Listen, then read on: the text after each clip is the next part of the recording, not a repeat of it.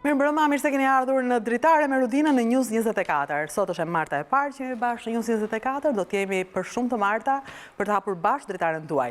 Do të flasim sot për krimin, nuk është mënyra më e mirë për ta nisur, por për sa kohë të gjithë flasim për krimin që ka pushtuar shoqërinë dhe bisedat tona, kjo është edhe tema e parë e këtij debati. Do të flasim për krimin, do të flasim për kriminalitetin, do të flasim për shifra, do të flasim për perceptimin, i cili është edhe më i rëndë se vetë shifrat. Do të flasim me njerëz se cilët i kanë shërbyer shtetit. Do të flasim për mënyrën se si shërbehet shteti. Do të flasim për gjatë emisionit me njerëz që kanë humbur dashurit në luftë me krimin dhe me njerëz që kanë bashkëpunuar me krimin. Do ta bëjmë këtë së pari, po prezantojmë me njëherë të ftuarit në studio, po e nis me gazetaren e News 24, Klodiana Lalën, që e kam krah të djathtë, krah të majt, çfarë do duash sot në emision. Mirë se erdhe.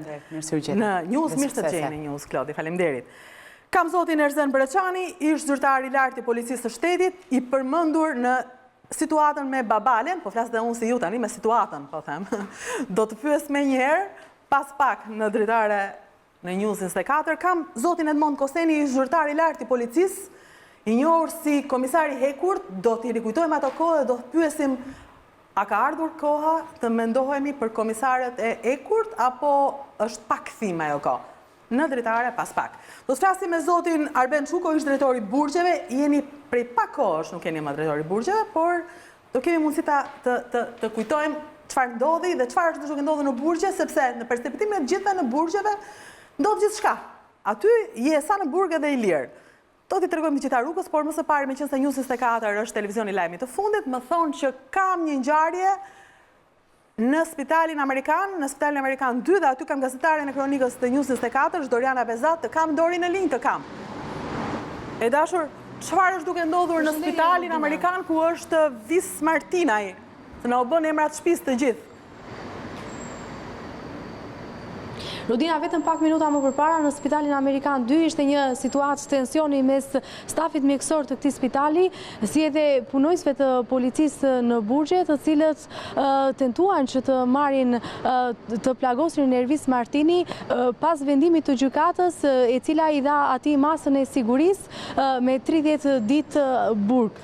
Për këtë ata kanë tentuar, duke e gjykuar se gjendja shëndetësore e tij tashmë ishte stabil, ai ka kaluar rrezikut për jetën, kanë tentuar që ta transportojnë atë në spitalin e burgut, ku mund të vjonte të trajtojë me ndihmë mjekësore. Por kjo është ndaluar nga mjekët e spitalit amerikan, të cilët kanë gjykuar se gjendja shëndetësore e pacientit Ervis Martini ishte ende e pastabilizuar. Ata kanë penguar punojësit e policisë që ta transportojnë atë në spitalin e burgut dhe kjo është shoqëruar me tension mes të dyja palëve, por gjithçka është sqaruar pasi me ndërhyrjen e mjekëve, po ashtu edhe të avokatit të pandeurit, gjithçka është sqaruar dhe momentalisht Ervis Martini ndodhet në Spitalin Amerikan 2, po merr ndihmën mjekësore.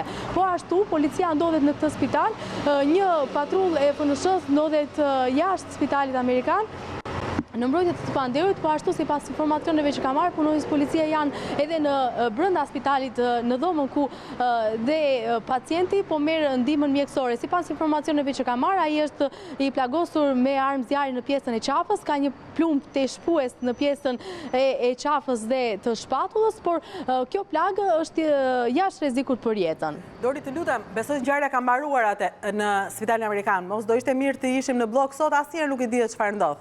Nëse kemi fatin dhe s'ndodh asnjë gjë, të rikujtojmë çfarë ndodhi të enjten e shkuar në bloku në zemër të Tiranës. E bëjmë kështu, flasim përsëri në pjesën e dytë kur ti jesh në blok?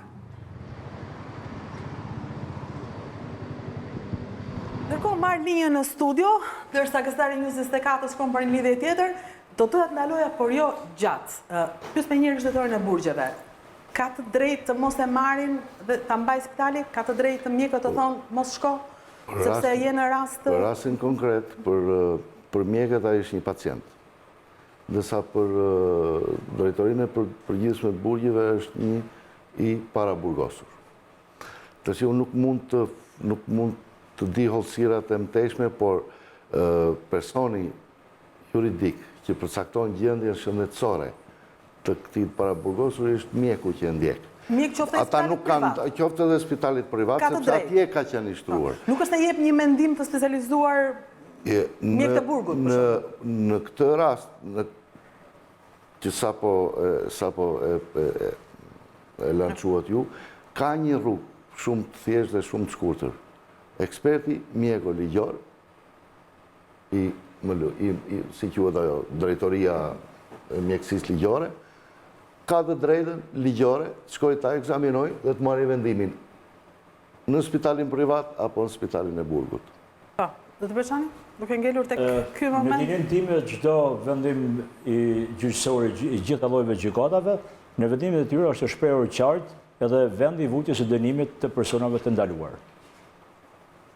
Edhe janë ekspert mjekoligjor të mjekësisë ligjore, ata që përcaktojnë duhet vujt dënimin aty apo tek spitali i burgut, i cili ka kushtet për. Klodin, informacion më shumë?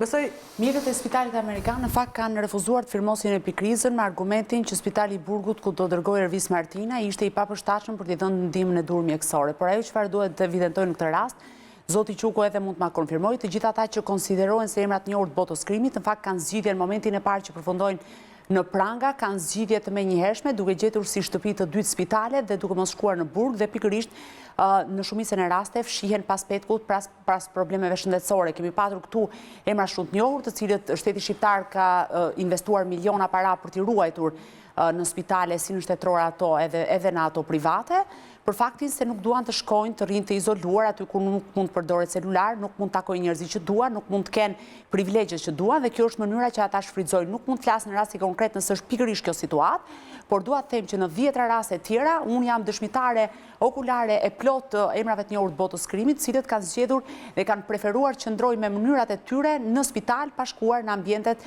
e paraburgimit. Sa i përket rastit të Ervis Martinat, mendoj që kjo situatë nuk është e përfunduar, pa diskutim që ditën e nesërme sigurisht forcat e FNSH-s dhe ato drejtorisë së përgjithshme të burgjeve do tentojnë të ekzekutojnë vendimin e gjykatës edhe pse është me 30 ditë burgim, pra është arrest me burg me afat, por do duhet ndërhyrja e Institutit Mjekësisë Ligjore, sikurse tha zoti Quko, për të përcaktuar sakt gjendjen dhe për të përcaktuar nëse Spitali i Burgjeve i jep realisht ndihmën e nevojshme, sepse në informacionin që disponoi, të paktën zoti i dyshuar i Martinaj nuk ka në një plagë të rëndë, sa të mos i ofrohet shërbimi nevojshëm në Spitalin e Burgjeve, sepse aty ka dhe raste tjera shumë të rënda që trajtohen dhe që sigurisht janë duke mbajtur në vëzhgim nga mjekët e Spitalit të Burgjeve. Të faleminderit, do të rikthehemi në fakt Ervis Martina, me që duke do të jemi gjatë duke folur për të tilla raste, por dua të ndaloj menjëherë për shkak se kam të ftuar në studio një prej emrave të përmendur sot në çështjen babale.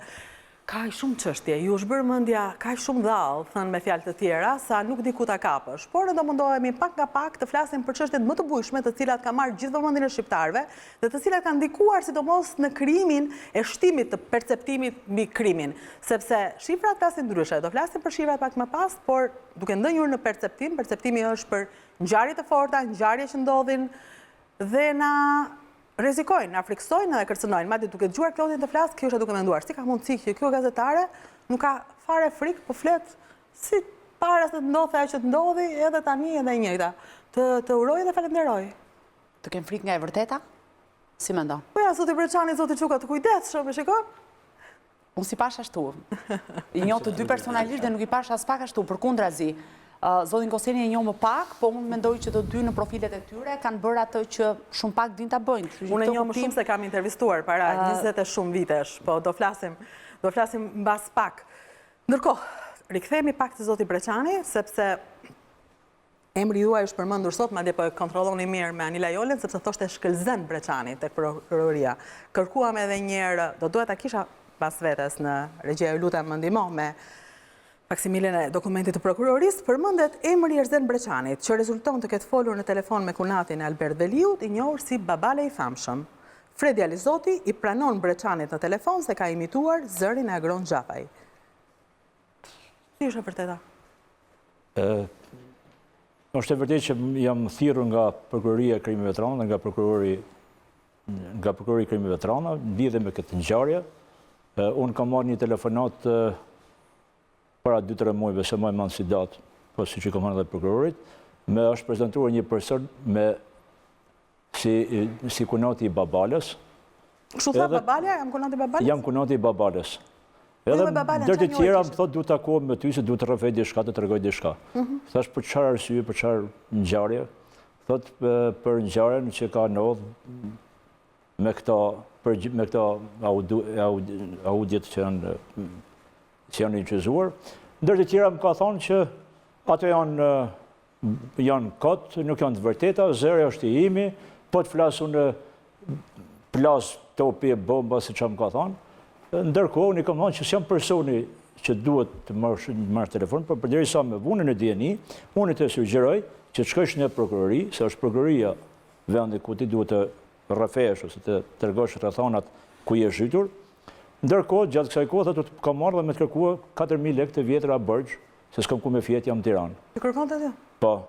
Unë i thash jam, isha në punë në Tropoj, i thash jam aty se do t'i kisha dhanë për me fjetë, po me gjithë ato e pyeta unë nga jenë, nga firi.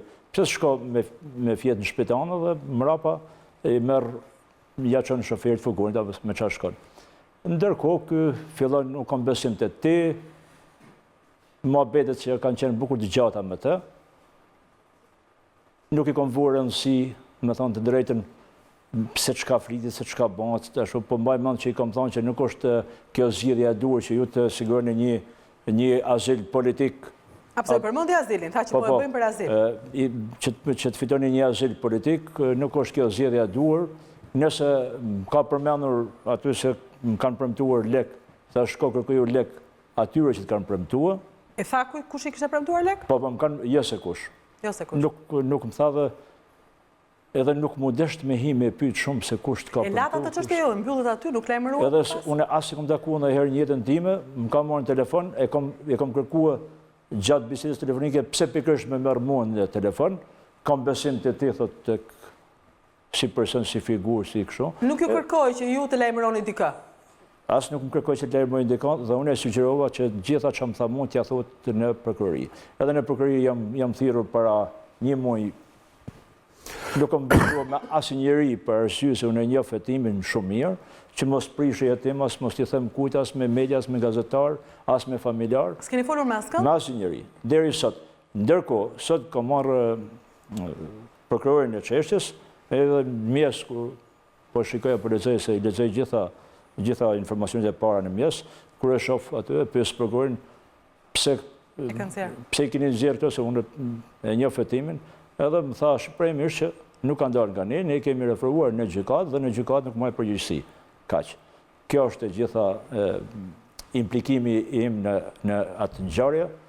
Dikush e trajton në interesin e tina, por kjo që të thash është e vërtetë dhe s'ka as pikë, as presje më tepër. Faleminderit që ndatë vërtetën në Dritare në News 24, por pyetja ime është, zoti Breçani, në mënyrën se si ju logjikoni këtë çështje, mbasi jeni dhe dëshmitar i çfarë ju rrëfeu. Po, jam dëshmitar.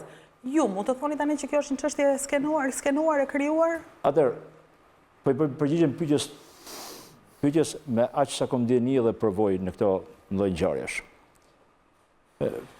Kjo është një ngjarje që po ti referohesh profileve të personave, nuk duhet merresh me ta. Nuk duhet merresh. Unë babalën e njoh qysh në 96-ën.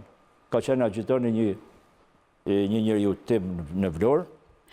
Është person kontingjent i policisë së shtetit, personin tjetër që ka biseduar me mua në telefon nuk e njoh.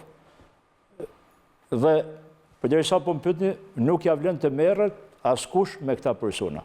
Kurse unë nuk do të flas politikisht, po të pyeten politikisht, siç jam përballur me shpifje dhe me shumë gjëna kohë më parë nga ish ministri dhe nga të tjerë, kur thoshin që shefët e komisariateve kanë karotresha, kanë parkinge, kanë pushtuar Tiranën, që ishin as pak të vërteta, edhe sot politikisht i përdorin, kanë qëllimet e tyre, e shohin se po flas politikisht, as duhet flas politikisht, e shohin që po bien gradualisht po bien nga pushteti dhe përshpejtojnë që të banë faktor të kapin në isot madhe, si që kapi e zotit Tahiri, duke u replikuar, duke u shpifur ndaj figurave të policisë shtetit.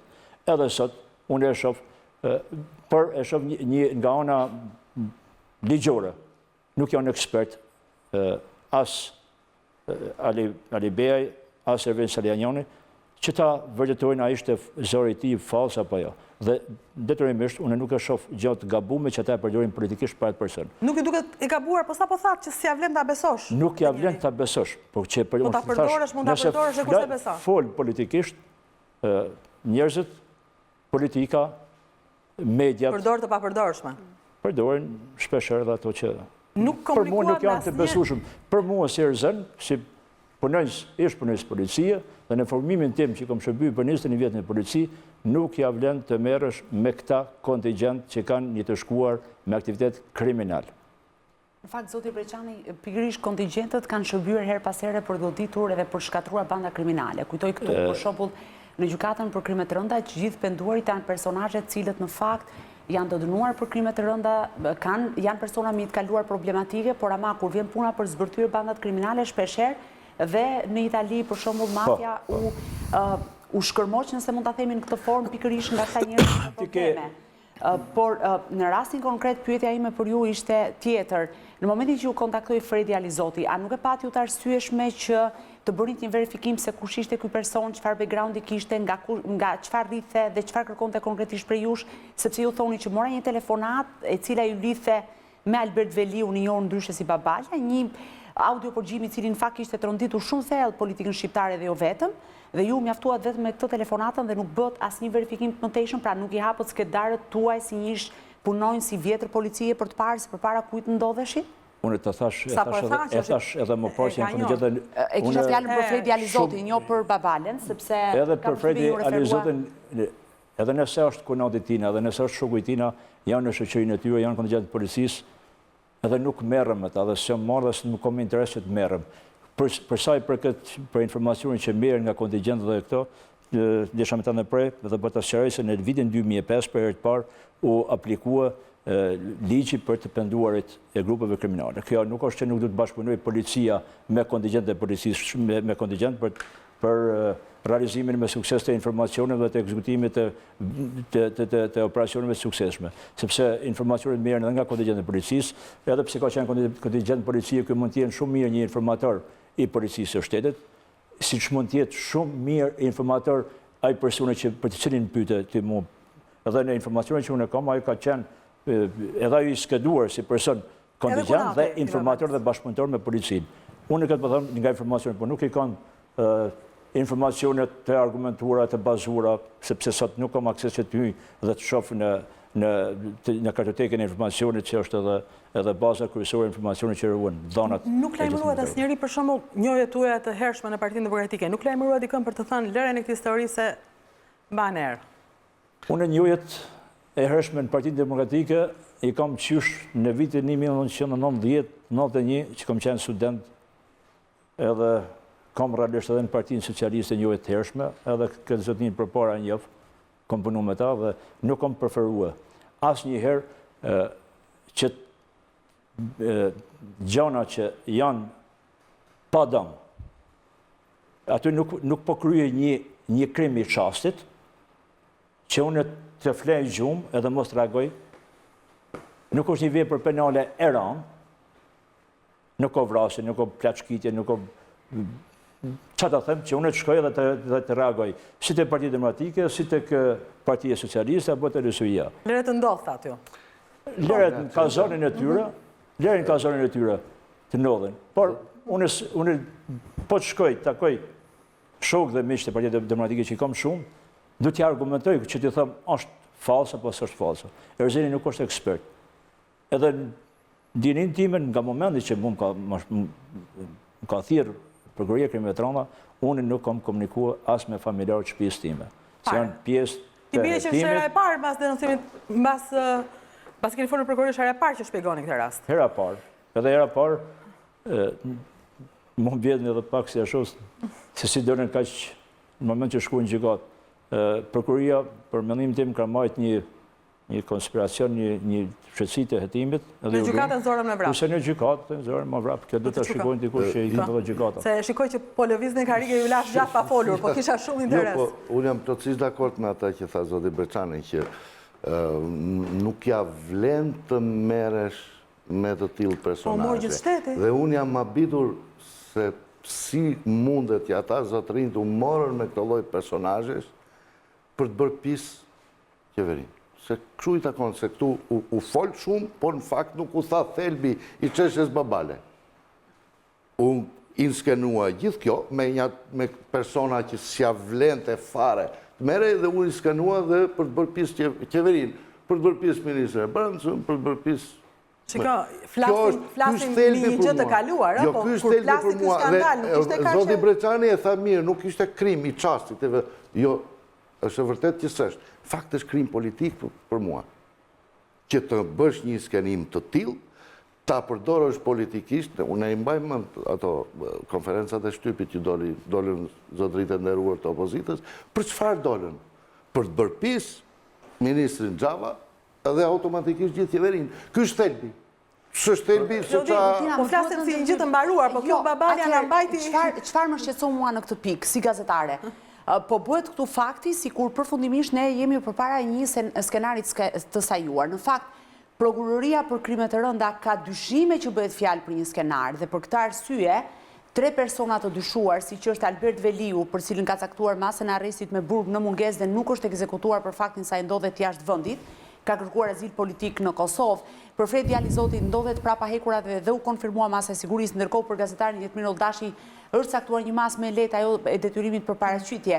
Por nga ky moment procedurial deri në momentin që dosja të përfundojë në gjykat, hetimet do duhet të kalojnë për një rrugë të gjatë që do thotë unë ende nuk jam e bindur se përpara cilës fazë proceduriale jemi. Prokuroria thotë kam dyshime të arsyeshme, thotë prokuroria, që unë kam identifikuar 3 personat të cilët sajuan një skenar për motive të ndryshme, sipas prokurorisë Alfred Veliu e bëri këtë gjë me qëllimin për të përfituar azil. Fredi Alizoti ka pranuar zyrtarisht përpara prokurorëve se unë e kam imituar zërin e Agron Gjafajt, pra të vllajt të ministrit të Brendshëm, po pati një moment ku zoti Gjafaj ishte ish ministër, nëse ju kujtohet për shkak të qeverisë që ishte marrëveshja e famshme 17 majit, dhe ndërkohë gazetari Jetmir Oldashi e ka bërë sipas prokurorisë, pra ka sajuar prova dhe fakte me qëllim denigrimin e figurës së ministrit të Brendshëm. Por në fakt, në seancën e sotme gjyqësore pati shumë kundërshtime të bëra nga palët. Gazetari mohoi me forcë të kishte kontakte të drejtë për drejta me Fredi Alizotin dhe i kërkoi me ngun prokurorisë që të vërtetonte se ku ndodhej Fredi Alizoti në momentin që është bërë regjistrimi i audios, sepse pretendohet sipas dëshmisë që disponon, pra të dhënë nga Fredi Alizoti, rezulton, ai pretendon të paktën përpara prokurorëve se e ka dhënë dëshminë, pra i ka bërë imitimin e zërit në muajin janar të 2018-s, ndërkohë që gazetari këmbgulte dhe ishte i gatshëm sipas tij të provonte përpara prokurorisë dhe gjykatës se këtë përgjime kishte bërë disa muaj më përpara, pra në tetorin e 2017-s. Kishte disa fakte në fakt që në ai do mbrohet. Pa diskutim, unë doja të veçoja sot dëshminë e zotit Breçani. Të lutem, Rudina, se duhet jemi të ndershëm me palët. Deri në këtë momente që ne flasim dhe të gjithë zotërinjtë këtu që janë me formim juristi dhe kanë eksperiencë të gjatë në hetimin e krimeve, janë të bindur dhe duhet jenë të kujdesshëm në momentin që atakojnë njerëz saktuar, sepse do thotë që gjithë secili nga këta persona që janë të dyshuar. Zoti Breçani thotë që fola me një njerëz të pabesueshëm, i cili nuk duhej përdorur. Më thënë ai kur thotë i pabesueshëm, nuk thotë se një familjen, po një dosje. Unë kam këtu një dosje prokurorie dhe një vendim gjykate, e cila ka hetuar për 5 muaj me radhë, ka ngritur dyshimet e para, ka marrë një masë sigurimi, por kjo nuk do të thotë që deri në fund nuk mund të ndryshojë çështja. Por kjo nuk do të thotë gjithashtu nga ana tjetër që deri në fund të hetimit mund mos kemi persona të tjerë dyshuar. Pra, hetimet vijojnë. Jemi në një fazë proceduriale për ta sqaruar opinionin publik që kemi dyshime të arsyeshme që kemi ardhur në këtë situatë, po për të vendosur dhe për të thënë përfundimisht që jemi përpara një skenari të sajuar me qëllim denigrimin e figurës së ministrit të Brendshëm, sigurisht që do duhet ketë një vendim formës prerë. Ky është opinion në këtë rast, secili mund t'jap opinionin e tij, nuk ka pse nuk kemi në gjykat që duhet t'japim fakte. Këto janë opinione. Na interesojnë labirintet e hetimit. Labirintet e hetimit le të çojnë çështjen ku do ta çojnë. Ne po flasim për opinion dhe për dëshmi. Jo, mbi këtë bazë u mor ky skenim sepse del qartë, është një skenim. U mor dhe u ngriti kauzë. U ngrit një kauzë e caktuar politike. Atëherë ndahen dot këto gjëra, nuk mund t'i ndajmë dot. Kjo kauzë e caktuar politike u ngrit për të denigruar ministrin e Brendshëm dhe qeverinë. Shumë e thjeshtë, nuk ka nevojë për t'u shpjeguar shumë. Po të ishte një pjesë të hetimit, edhe Alizoti, edhe ai babalja, s'mi kujtohet emri shumë. Po ngeni babalja atje, s'e kujtoj. Që e njoh. Alfred Veliu. Do të ishin majtë pothuajse të izoluar edhe Banjën gjitha etapat e ballafaqimit, të gjitha që se besoj që i kanë bën, mes Veliut të Alizotit dhe babales, do ishte diçka më konkrete. Kështu që të gjithë gabuan nga pak. Gjithë nga pak edhe kjo. Juve ju vjen keq për ndonjë gjë që bët gabim që nga momenti kur morët një telefonat? Asnjë gabim, logjikisht e kom gjykua gjanë motë, se nuk është që për këta për kryu një krim real të qasë që odhë nërhyj, ti pra ndaloj, edhe pëse si kom atributit e një edhe kur e patë që po merte për masa, më thënë i la të gaboj ata që e përdore. Unë e punoj në dy subjekte private, edhe largësia, distanca në trapoj që punoj, nuk i kom kushtuar shumë rëndësi, pasaj telefonate, rëndësi i kom kushtuar nga momenti që 2 javë, 3 javë mrapa më kanë thirrë në përkërjen e krimeve të rënda, dhe nuk më kanë truni që unë shkoj edhe të flasë dhe më kanë thirrë në përkërjen e krimeve të rënda, se përkërja e krimeve të rënda, unë në logjikën time nuk duhet të gjykohet nga përkërja e krimeve të rënda. Çfarë krimi i rëndës? Nuk janë të i boni komplet babalja me atë për me rëzur shtetin. Ata janë, nëse prap unë nuk jam as i bindur, as i pa bindur, është i vërtet telefonata apo e pa vërtet. Ai më ka thonë që është e pa vërtet, unë i kam thonë mos i merr një qafë ropt.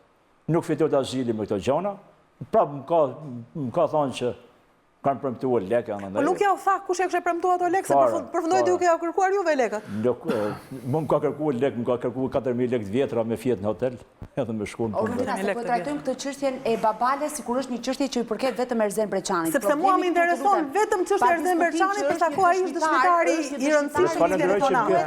Prandaj thirroj dhe sinqerisht më pëlqen. Po të më dal babalja në linjë nga Kosova apo ku është, patjetër që do e pyes. Breçani mori kurajon dhe erdhi u tregoi shqiptarëve të gjithë versionin e tij lidhur me këtë ngjarje. Por unë mendoj se kjo ngjarje shkon për tek saj, të lutem.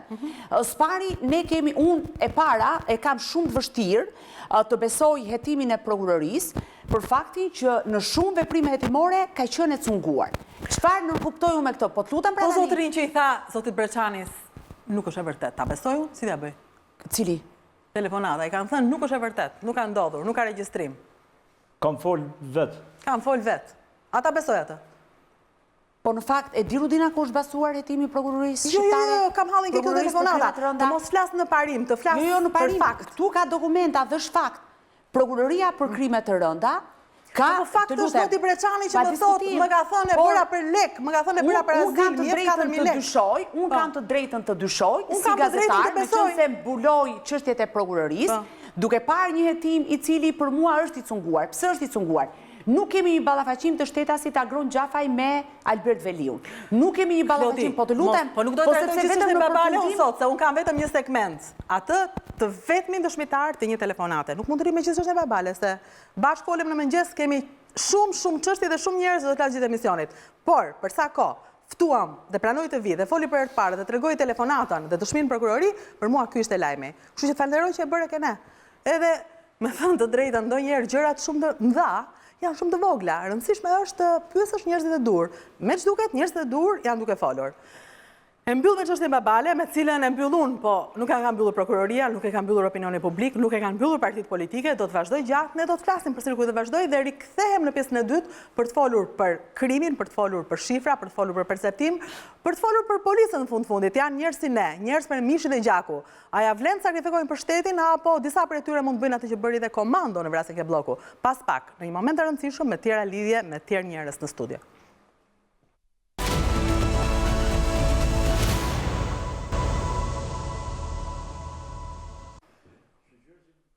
Jemi rikthyer në studio. Ka shumë diskutim në fakt mas asaj që u tha në pjesën e parë, filluan tani teoritë e konspiracionit, çfarë nuk do të gjojmë. Duke filluar nga ky moment, ndërsa Ballkanu e Panorama gjithandej shpërndajnë lajmin, të mos harroj që ky emision është live në News 24, jemi gjithashtu live në Facebookun e Ballkanu Web, në Facebookun e Dritare.net, jemi nesër në YouTube, jemi në ritransmetim në darkë, jemi ritransmetim nesër. Jemi gjithandej. Prandaj vëmendja është këtu. Më njëherë po vazhdoj me prezantime të tjerë të ftuarve. Kam zotin Gjovalin Loka, drejtor për sigurinë publike në Policinë e Shtetit. Live nga zyra e tij, zoti Loka, faleminderit që jeni në Dritare, News 24. Faleminderit. Ne mbaruam me pjesën e parë, e cila kishte të bënte me një moment që nuk do donim ta ndalim së bashku, por vetëm në studio, me çështjen babale. Në pjesën e dytë do doja të ndalonim bashkë me ju në faktin e shifrave të krimit, sa janë rritur, sa janë zvogëluar dhe sa është rritur dhe sa ka ndryshuar perceptimi për krimin. Në momentin që ai vjen në blog, perceptimi fillon edhe bëhet i frikshëm, por për këtë do të kërkojmë edhe të komunikojmë së bashku gjatë pjesës së dytë edhe më të gjatë të këtij emisioni. Faleminderit. Faleminderit ju. Të doja ndërkohë që të më ndihmonte me shifrat statistikat e krimit në vitin 2018, të kisha mbas me një listë, ne i quajmë listë të vrarësh, sepse flasim me gjuhën e statistikave. Në fakt janë njerëz, në fakt janë vdekje të frikshme. Ndikojnë jo vetëm në humbjen e jetës e njeriu, por ndikojnë në humbje të dashurisë për familje, ndikojnë në frikën që krijohet në shoqëri, ndikojnë në kaosin edhe në uljen e dëshirës për të jetuar në këtë vend. Prandaj nuk janë thjesht shifra. Megjithatë unë do doja të kisha, sepse në fillim flasim me shifra. Shifrat që nga 2013, në 2014, në 2015, në 2016, në 2017, në 2018, në 9 muaj. Pra, shifrat flasin për 107, që vjen në 98, vjen në 54, shkon në 71 në 2016, në 2017 në 52 dhe në 40. Kjo është shifra. Por ndërkohë, perceptimi im të paktën, po flas për vete, pastaj ndajmë në studio, është që në momentin që më ka ardhur në blog, më ka ardhur në shtëpi. Çfarë e bën perceptimin të media, opozita, debatet, sherret, apo vrasjet janë të tilla që kanë krijuar perceptimin që krimi në Shqipëri është rritur edhe pse shifrat tregon kundërtën, do të Xhunga. Lufta kundër krimit është e përjetshme, ka filluar që me lindjen e shoqërisë organizuar njerëzore. Dhe kjo luftë nuk mund bëhet dot vetëm nga policia. Është një mekanizëm i integruar i shtetit, me policinë, me sistemin e drejtësisë, me mediat, me sistemin e edukimit të popullsisë, me gjendjen konkrete, ekonomike dhe shoqërore që po kalon shoqëria shqiptare sot. Dhe si e tillë, policia unë mendoj që përpiqet fort që ta bëj pjesën e vet, shifrat, se kjo është një nga pjesë e punës policisë, shifrat tregojnë kur ulse, padyshim që policia e shtetit e ka performuar, e ka rritur performancën e vet, është modernizuar, ka rritur përpjekjet. Perceptimi nuk është vetëm për punën e policisë. Policisë i takon... Jo, perceptimi për krimi, perceptimi më ka ardhur krimi në shtëpi. Unë kam frikë të dalë të pi kafe në blok, se më vrasin. Jo, unë mendoj që këtu ka pjesë shumë të madhe dhe media. O, ne kemi fajin? Jo, ka pjesë të madhe në... Ka që vritëm dhe vrasin? Ka pjesë të madhe në mënyrën se si ngrihet ky perceptim në opinionin publik. Pastaj vjen politika. Po që më falë, që të them unë kur ndodh në blok? Të them e kanë me njëri tjetrin? Po, ndodh në blok, mund ka ndodhur diku tjetër, do ndodhi nesër, diku tjetër. Kjo s'ka rëndësi të madhe vëndodhja se ku ndodh një ngjarje. Jo, ka rëndësi vëndodhja.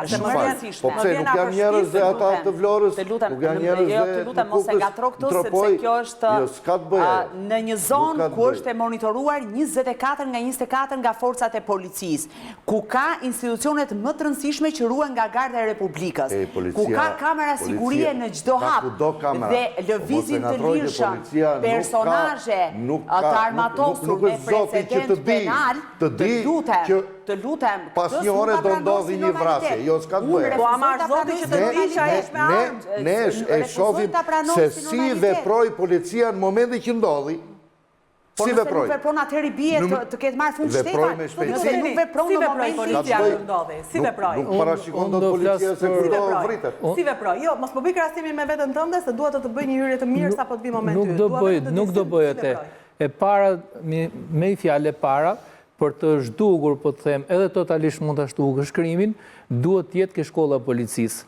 Njerëzit që do vinë në shkollën e policisë duhet të jenë familje shumë të mira, të pa inkriminume, edhe të jenë të merren trima dhe të zgjut, sepse do përballen me krimin më të ashpër.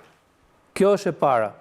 E dyta që është, duhet se s'bën që, si ta them unë, oficerët e policisë kriminale, që i kanë zonat e tyre si punëtorët e policisë, duhet njohin me përpikmëri familjet e kriminelve, ku jetojnë ato, edhe hyrjet, edhe zonat, sa i kanë, jo më falë, ku i kanë, janë informacione që i merë policia këto, dhe pastaj kur kryet krimi, ato dalin vetë për para, të gjithë. Breçani, ja, do jemi pra bashkë.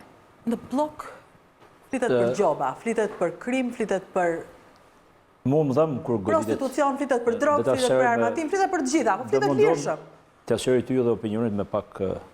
Mu më dhamë realisht kur sulmohet policia. Tjem realisht, edhe du të inkurajoj policinë për veprimet sukseshme kur kryen. Për pranërimin e ngjarjeve apo për arrestimin e grupeve kriminale. Ne të vendosim si do në emrin forca ligjit apo forcë tjetër. Por në këtë rast, unë me Gjova dhe Benin, nuk është të njëjtë edhe nuk kam dëshirë, unë i kam urryer gjithmonë në statistikat. Edhe ku kom qenë edhe unë këtë thema, ose statistika, të janë jetë njerëzish. Ama janë njësi mace, edhe janë të vërteta, ata dinë që i banë dhe i matin, unë sot nuk jam gjendë me matë se sa dhe janë të vërteta. Por du të them, një gjë, nuk është të njëjtë, për një person, për një familjar është të njëjtë vrasa, si në Gjirokastër, si në Tropoj, si në Shkodër, si në Tiranë. Falem për perceptimin e njerëzve. Unë dhe lidhe ty edhe pak me përgjësimin komunitet. Nuk është të njëjtë një vrasje që ndodh në mes të bllokut, ku ka aktivitet biznese, dënësi popullsie më të lartë, ku kjo vepër penale me pa ndodhë diku në fshatat e Krujës nuk di kishte këtë impakt në komunitet dhe ju t'ju marrë me mediat. Kur ndodhë në blok dhe jo vetëm fshatat e Krujës, ty të rritet frika, po ndërkohë krimi tregon që nuk pyet. Këto vepra penale përhapin panik dhe pa siguri. Këtë du të pranojmë. Gjithë ne që kemi punuar në policinë e shtetit. Ka pas vrasje, ka pas edhe në kohën që unë kom shërbyer në policinë e shtetit, por duhet edhe forca reaguese e policisë së shtetit.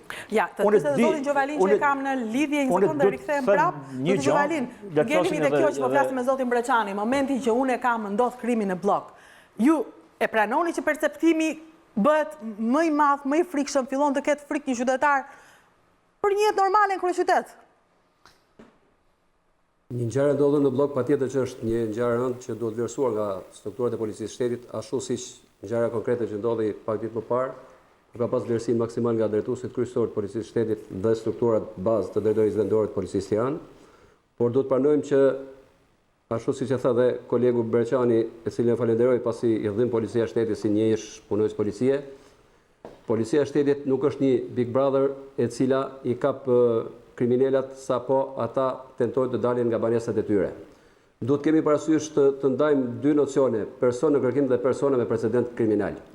Persona me precedent kriminal janë të gjitha dhe personat të cilët kanë kryer një dënim bazë të një vendimi të formës për të dhënë nga gjykatat dhe pas shlyrjes së këtij dënimi, ata kanë të drejta si çdo qytetar tjetër të lëvizin në çdo pjesë të qytetit. Patjetër që këta personat duhet jenë në vëmendjen e strukturave të policisë së shtetit dhe duhet jenë në monitorim të vazhdueshëm. Ndryshe qëndron puna me personat të kërkim të cilat për sa i përket numrit tyre në raport me pjesën tjetër të popullsisë, kryesisht në rastin konkret në zonën e bllokut, e cila për hir të traditës vazhdon të frekuentohet nga një numër i madh qytetarësh, jo vetëm rezident në bllok, por nga gjithë Tirana dhe nga gjithë Shqipëria, për vetë atë që ofron jetën e natës, lokalet e luksit dhe që është mjaft e preferuar nga gjithë moshat e reja në mbar vendin, kuptohet që kjo e vërteton edhe punën e policisë për të mbajtur në kontroll të gjithë personat të cilët lëvizin në këtë zonë. Patjetër që ne si struktura policie vazhdojmë ta mbajmë në kontroll të zonë, kemi plane masash, kemi detyra specifike për strukturat veçanta të kësajt, vazhdojmë të monitorojmë, bashkëpunojmë me struktura tjera ligjzbatuese, por duhet kemi parasysh që në këtë aksion të përbashkët duhet që të gjithë të jemi në unison në luftë kundër krimit. Gjovalin, të ndërpres edhe një sekond dhe pastaj rikthehem, sepse në fakt vëmendja ime nuk është vetëm tek bloku. Unë nuk e lejoj vetes të pyes për bllokun. Unë jam një qytetar i këtij vendi dhe dua vetëm ta ndërpres bisedën me ju për ta rikthyer përsëri në studio, duke transmetuar një insert përgatitur nga redaksia e lajmeve News 24 në lidhje me vrasjet e bujshme të 2018-s. Nuk ka ndodhur vetëm në blok, por kanë tronditur bllokun e jetës sonë. Ta ndjekim dhe rikthehemi.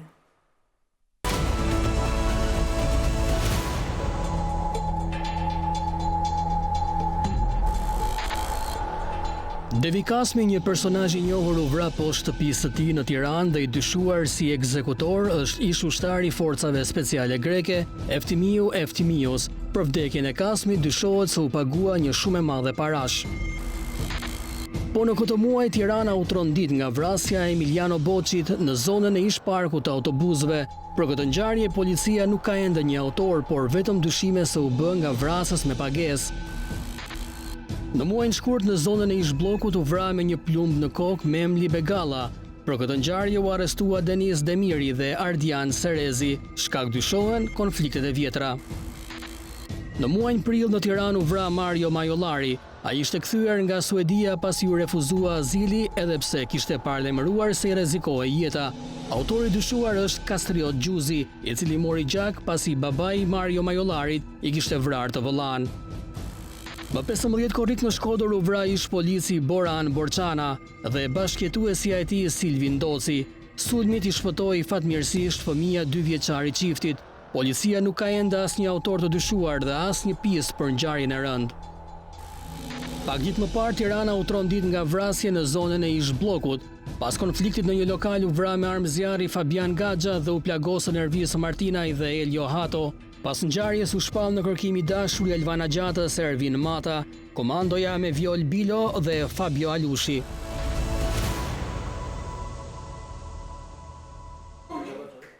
Rikthejmë në studio sepse kjo është e bukura e momentit kur ka kronika të frikshme dhe të smeshme në ato, ndërkohë në transmetim ka mesazhe, po jo për kronikën, sepse kur mbasi ka ndodhur një vrasje është haruar dhe njerëzit merren me ngjarjen e radhës. Ky është edhe problemi yt. Do lexosh në një nga ato që të erdhën apo ta vazhdoj? Jo, në fakt ta vazhdoj me blokun për zotin Loka. Ja, vetëm një sekondë, se kam zotin Loka, kam Dorin në blok dhe pastaj menjëherë kam zotin Loka që vazhdon na ndjek dhe mund ta bësh pyetjen. Po. Dori është në blok. Unë e thash në një mënyrë po, të kam. Nga Spitali Amerikan te bloku. Ku jeta mam Dori? Ku jeta mam? Unë jam në zemër të bllokut, në një vend të frekuentuar mjaft nga njerëzit dhe pavarësisht se është në zemër të kryeqytetit, pikërisht ky vend mund ta cilësoj edhe si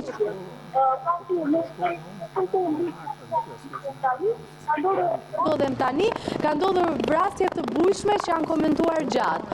Po e nis numërimin nga një vit i largët 1981, ku vetëm pak metra më tej është gjetur i pajet kryeministri i asaj kohe Mehmet Sheu.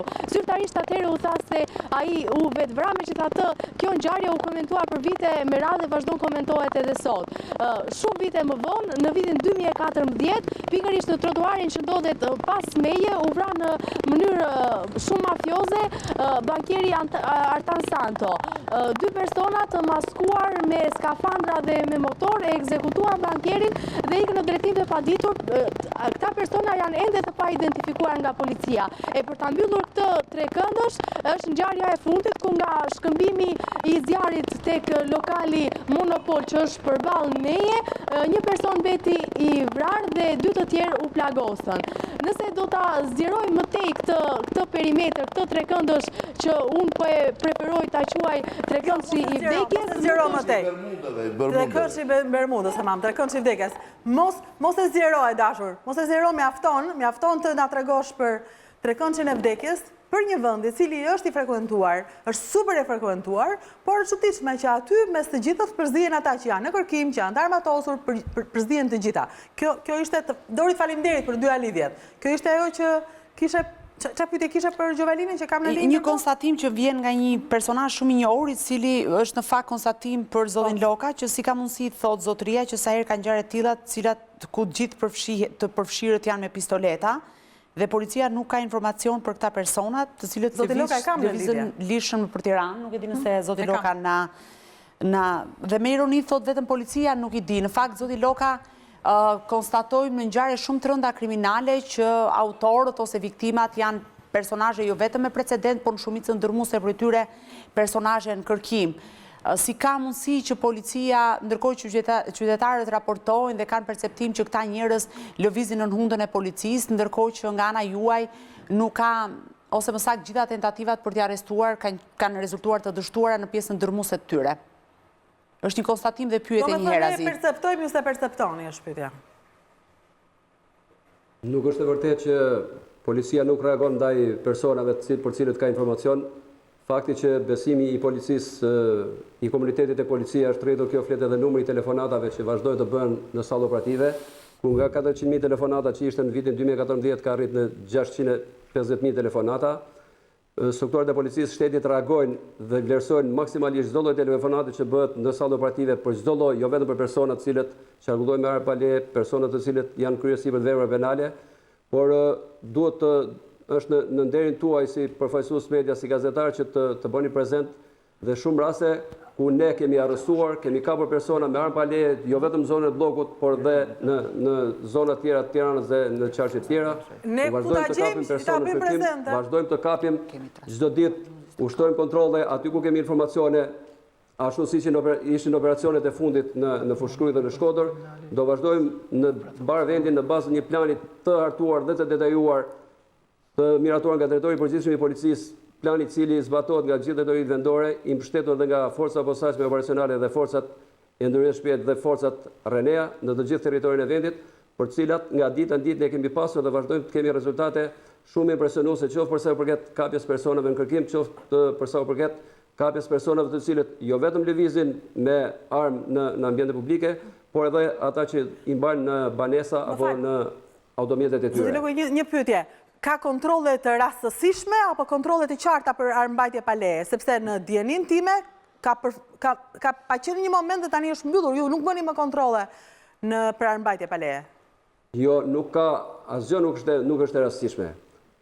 Ne kemi një plan të detajuar, të hartuar dhe të miratuar ku ka detyra specifike të përcaktuar për gjithë strukturat të policisë, duke filluar që nga forcat agjente e policisë kriminale, forcat e autopatrulla Shqiponja, siç kanë në drejtoritë kryesore vendore të policisë, kemi forcën e posaçme operacionale e cila merr dhe grumbullon informacion për personat me precedent kriminal dhe persona të tjerë kërkim, të cilët, ashtu siç e thash dhe më lart, mbështeten me forcat nga shërbimet e rendit në territor dhe forcat e ndërhyrjes shpejt dhe forcat speciale RENEA, kur personat paraqesin rrezikshmëri të lartë shoqërore. Po, Klodi kështë diçka, po të... Zoti Loka, e di çfarë më shqetëson, lidhet me ajo çfarë unë dua të evidentoj lidhet me faktin që në shumicën, në disa ngjarje shumë të rënda kriminale, më rezulton që personat të cilët kryejnë krime, thash dhe më herët, apo mbeten të vrarë janë me precedent penal dhe në kërkim. Në rastin e fundit ku ndodhi ngjarja pra masakra në ish blok me një të vrarë dhe 2 të plagosur, viktima ishte një person i shumë kërkuar nga ana juaj për tentativë vrasje. Ndërkohë që ju flisni për rritje të besimit tek policia e shtetit, po unë fakt konstatoj të kundërtën. A mund të kem unë si qytetari thjesht besim tek policia, ku në kërkim janë 3 zyrtarë të lartë policisë, i referojmë këtu rastit të Vlorës, ish drejtori i policisë së Vlorës është në kërkim, 2 varësit e tij gjithashtu zyrtarë të lartë në policinë e Vlorës janë në kërkim.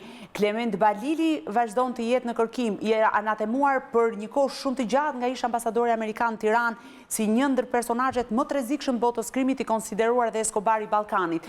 Ngjarje të rënda kriminale siç është vrasja e bankerit Artan Santo është e pasbardhur. Është një ngjarje e cila mund të barazohet për nga rëndësia. Ju kërkoj shumë ndjes të gjithë familjarëve të viktimave pa dashur se duket sikur po vlerësoj jetën e njërit apo tjetrit, por e kam në kuptimin e mënyrës së organizimit, vendit ku ka ndodhur dhe interesave që janë prekur në rastin konkret. Është një ngjarje që në fakt i kalon gjitha përmasa dhe ju flisni për siguri në një kohë që po prapë ngjarje të tjera të ndodhura në zonën e ish bllokut apo në periferi Tiranës vazhdojnë të jenë të pasbardhura. Kemi parë shpesh herë që policia ka reaguar duke arrestuar persona të caktuar të cilët më pas janë lënë të lirë. Janë lënë të lirë sepse policia ka nxituar për t'i vënë një emër një ngjarje të caktuar dhe më pas kjo ngjarje vijon të jetë arkivuar pa autor. Pyetja është si mund të kemi ne besim tek policia e shtetit. Sigurisht duke evidentuar dhe këtu faktin që krahasuar me vite më parë pa diskutim që ka një tentativë, sidomos muajt e fundit, ka një tentativë me goditjen e grupit Bajri apo me kontrollet e bëra në Nikël, ka një tentativë dhe një zgjim të policisë së shtetit për të goditur grupet kriminale. Lëre të përgjigjej zotin Gjovelin. Të gjithë qytetarët shqiptarë do të kenë besim absolut tek policia e shtetit, pasi ajo vazhdon të kontrollojë çdo centimetër të territorit të saj. Kjo duket fal aksioneve të përditshme që organizojmë ne si polici shteti në të gjitha qarqet dhe në të gjithë centimetrat dhe gjithë perimetrin e çdo qendër banuar dhe deri në skajt më të lartë të territorit. Këte e tregojnë më së miri rezultatet dhe faktet konkrete që kemi treguar. Ashtu si që thash më lart, besimin e komunitetit tek policia e shtetit e tregojnë dhe sondazhet e organizuar nga organizata jo qeveritare, të cilët perceptimin e komunitetit e popullit për punën e policisë shtetit, perceptimi jemi ne. Pyetësori i cili është bërë nga organizmat të specializuara e konsideroi policinë e shtetit si një ndër institucionet më të besuara. Rritja e numrit telefonatave në sallën operative, ashtu siç e theksova më lart, është një tregues tjetër. Reagimi dhe arrestimet. Jo, kjo është e vërtet. Njerëzit telefonojnë policinë. Goditjet e grupeve kriminale në kuadër të operacionit Forca e Ligjit, operacionet të cilat vazhdojnë dhe kanë një fillim, por ky operacion do të përfundojë me arrestimin e gjithë grupeve kriminale të veçuara nga strukturat e policisë shtetit, të ngritura posaçërisht për këtë në kuadër të këtij operacioni, flasin më së miri për besimin që do të ketë qytetarët tek policia. Një sekondë dhe rikthehen përsëri bashkë. Do jemi prapë. Të dalim në rrugët e Tiranës, mjafton, nuk do të marrim si president një ngjarje të ndodhur në blok. Çdo qytetar, ftoj gazetaren, ftoj çdo qytetar të vijë dhe të shëtisim pse të shëtisim me polici, thoni ju? Unë them të shëtisin vetëm. Të ditës dhe të natës, dalim dhe të shëtisim në për Tiranë, do shohim djem, vajza, qytetarë të pjesën policia por agon. Zoti Loka, keni pasur 120 zyrtarë të lartë të policisë në 2015 që janë referuar në prokurorinë për krime të rënda për lidhje me grupet e trafikut. E kupton? Dhe më falë, për çfarë besimi flet tek policia e shtetit kur krerët më të lartë të policisë, një pjesë dërmuese e tyre janë me përgjime të detajuara dhe ke 3 prej tyre në kërkim dhe më flet për besim.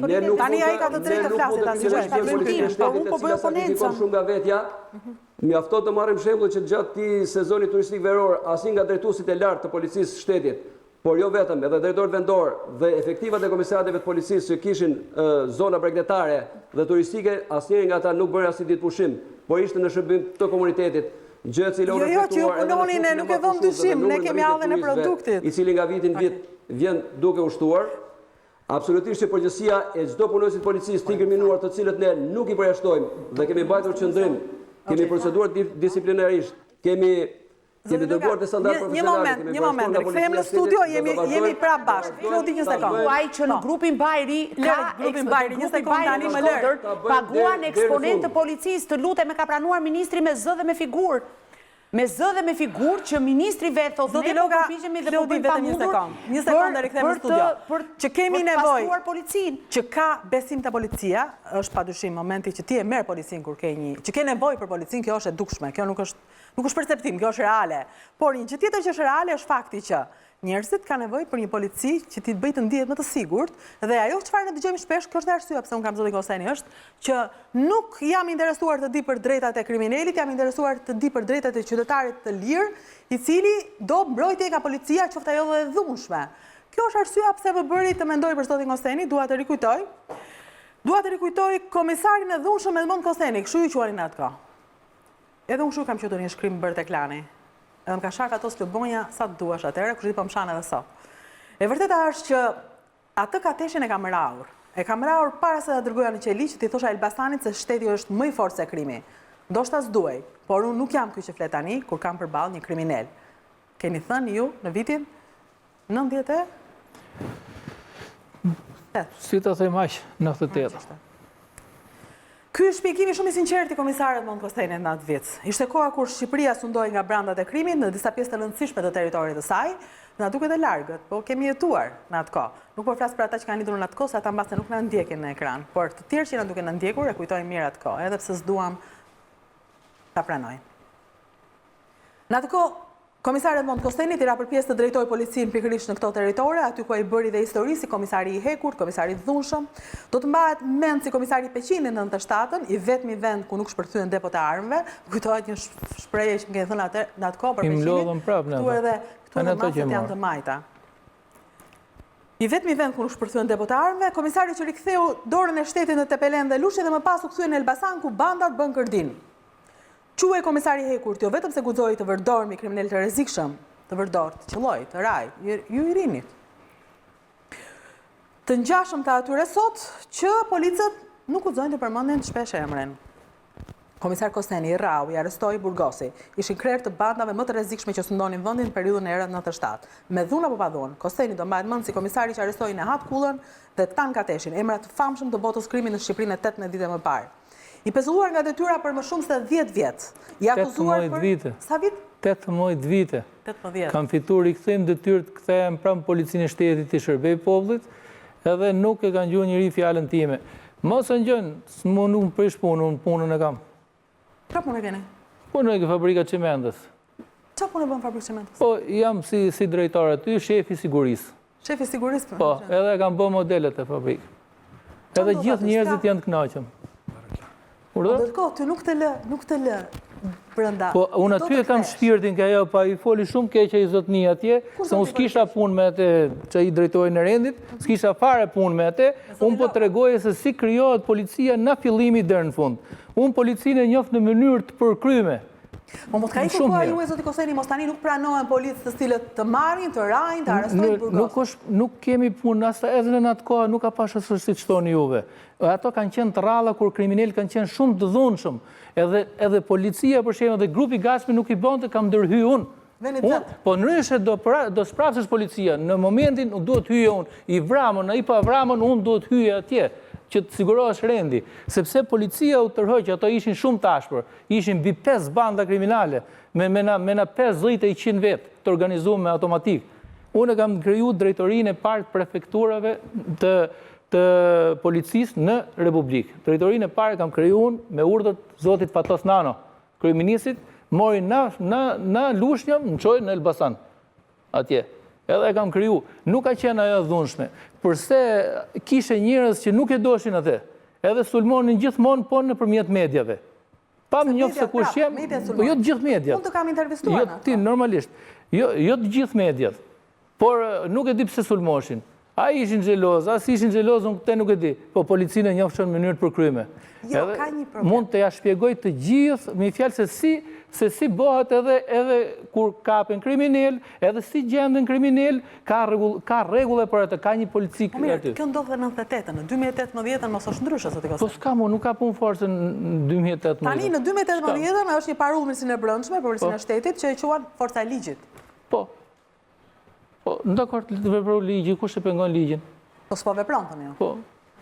Po duhet veproj, sepse njerëzit i kanë ato. Pastaj nëse nuk po vepron, domethënë që ka njerëz dobët, duhet i zëvendësoj me ato që e bëjnë atë punë. Si ai, ky zotnia, unë që di ta bëj, tjetri kush di ta bëj, duhet zëvendësohen. Duhet të jenë njerëz që të kenë karakter vetë në këtë kohë që ka ardhur, duhet që edhe drejtori i policisë, i çdo qarku duhet dalë vetë përpara. Duhet dali vetë drejtoj trupat, bëj kontrole, nuk është në i turp. Unë kam punu gjithë natën, gjithë ditën. Gjithë ditën kontrol, edhe gjithë ditë kishte një ditë që prisë njerëzit 24 orë, ishte 2 motorë, si i thonë, edhe pastaj dili prap natën. Dili gjithë natën me trupat e policisë, që e parandaluam krimin që në vitin e fundit nuk pata mohën. Le ta shikojnë gjithë atë statistikën, unë mund të kem pas vetëm një krim. Krimi ishte 0 fare, 0, në fund fare. 4 vjet punova, viti funit s'pati as si krim. Çfarë u shqetësoi juve kur foli zoti Loka? Ai foli në emër të policisë së shtetit. Jo, ai kujtoi se unë sulmoj policinë e shtetit. Jo, s'kujtoj fare. Unë mbroj maksimum policinë e shtetit dhe pse kam qenë privat. Kur kanë qenë civil që kanë shkuar kanë kap policin, unë kam qenë privat e kam shkuar kam kap përfytje tjetrin që ka policin për dorë. Ose përfyti. Ke respekt për policën dhe tani? Kam, si s'kame. Unë jam policë vetë. Si s'kam. Do me thënë, policë nuk të gjëbëjnë dot. Nuk të gjëgradojnë dot. Policë je ose s'je? Po, sepse... Polici dhunshëm nuk ka vënd në këtë vënd, zotin. Po nuk jemi dhunshëm, e modë. Kriminellit të dhunshëm pas ka vënd në këtë vënd. Policë të dhunshëm jo. Më falë se po mbajan. Ko është dhuna këtu? Thjesht po bëjnë. Jo, ko është dhuna këtu? Mere 97-ën. Personalisht mendoj që policët e dhunshëm nuk kanë vënd. Jo, mere 97-ën.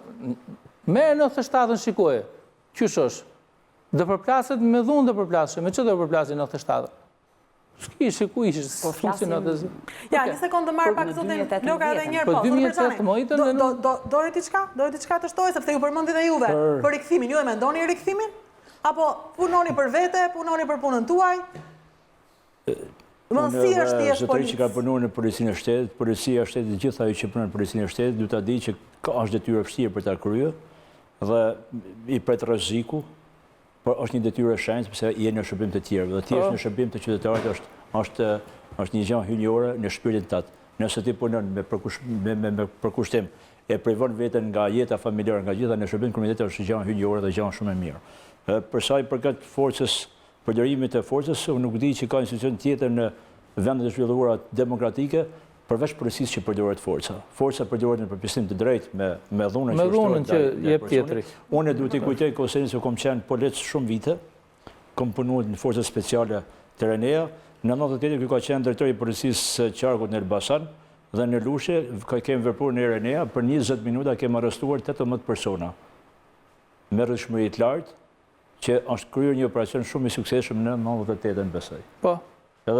Edhe për siguri, sepse Komisariati i Lushes nuk kishte siguri, këto të bandave të këtyre, se nuk i kujtoj gjitha emrat e këtyre, i kishin shtëpiat mu pranë Komisariatit të Lushnjës, nuk i leshin dot dhe i çuam për siguri tek drejtoria ku ishte zëvendësuar. Bandat për cilat flisnin atë kohë, si të Breçani. Si ju duken krahasuar me emrat që përmenden tani? Atëherë, si ju duken?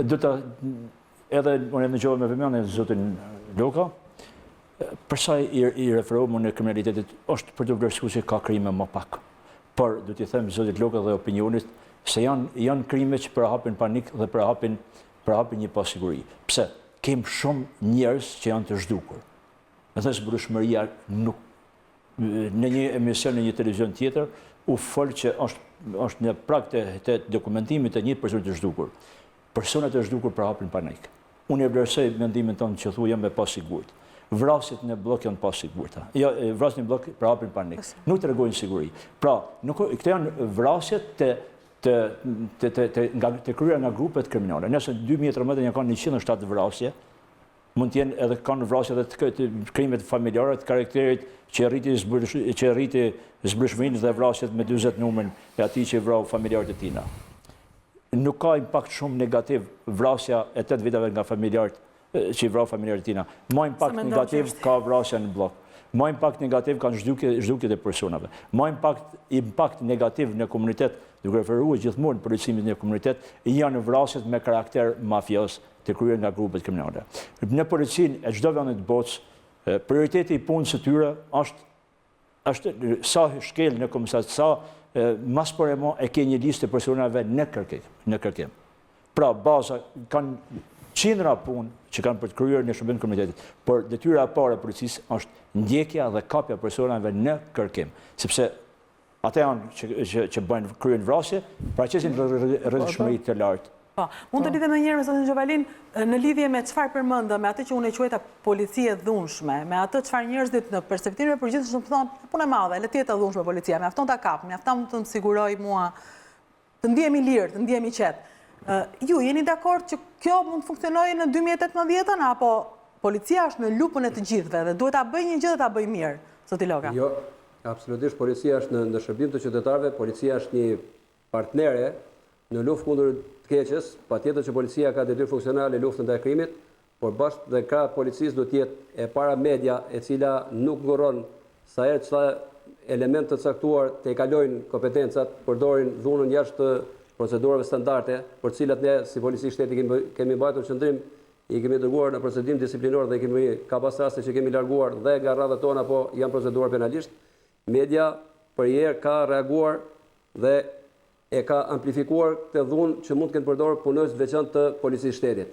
Policia shtetit nuk është instrument dhune, policia shtetit është një institucion e cila ka për detyrë të parandaloj, të zbuloj dhe dokumentoj krimin në çdo lloj të shfaqjes tij.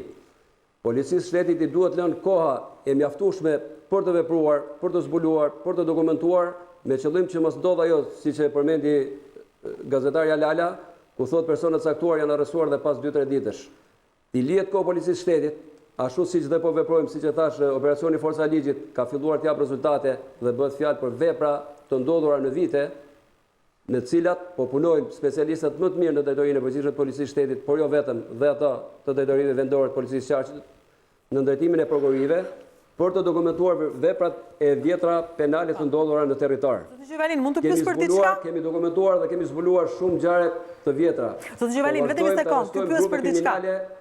Të cilat mund t'ju pyes për diçka, ju lutem, një ndërhyrje të vogël. Si e morët vesh ju ngjarjen në blok, mbasi shkuan të plagosurit në spital? Jo, ngjarjen në blok nuk e kemi marrë vesh pasi kanë shkuar shërbimet në spital. Ka qenë pronari lokalit i cili ka kontaktuar një policë shërbimi në atë zonë dhe i ka bërë me dije për faktin e ndodhes ngjarjes. Me të marrë dijeni, shërbimet e policisë kanë vajtur me njëherë në vendin e ngjarjes. A, ju kanë marrë nga lokali. Zona ku ka ndodhur ngjarja është një zonë e cila është në efektin e zhurmave në shkallën maksimale të mundshme, për cilët gazetarët do gjejnë rastin dhe kohën të organizojnë një emision ku të nxjerrin përgjegjësitë e çdo institucioni. Ne do bashkëpunojmë, po jo që të na jepni urdhra. Përgjegjëse për nivelin e zhurmave në blok, ku një shkëmbim zjarri që ka ndodhur në aneksin e një lokali, pasi gazetarja pranishme studie, por edhe të tjerë e dinë lokali pasi bëhet fjalë për në një pjesë kryesore qytetit të blok. Dhe kjo ka qenë arsyeja e reagimit në thojza me vonesë të thojet policisë. Aty gazetarët vazhdojnë të thonë që ka një policë që ruajnë kuvendin e Shqipërisë, ka një që ruajnë ambasadës, secili është përgjegjës në shërbimin e tij dhe në detyrën e tij funksionale. Patjetër që secili ka për detyrë dhe detyrim ligjor që të njoftojë me të marrë sinjal për një veprimtari të mundshme kriminale, për një sinjal për një vepër në kryesi, për të njoftojë sallë operative, të njoftojë strukturat, por rasti konkret është me të marrë njoftim nga përgjegjësi, nga pronari lokalit, policia ka reaguar dhe ka. Po, policia e cila nuk lë makinë që parkon keq, është aty në sekond. Në atë çast ka marrë informacion nga pronari lokalit. Okej. E dëgjuat zotin Koseni? Doni të shtoni diçka në lidhje me çfarë ai tha? Me faktin që një njeri, një policë që do shërbimin, do të rikthehet.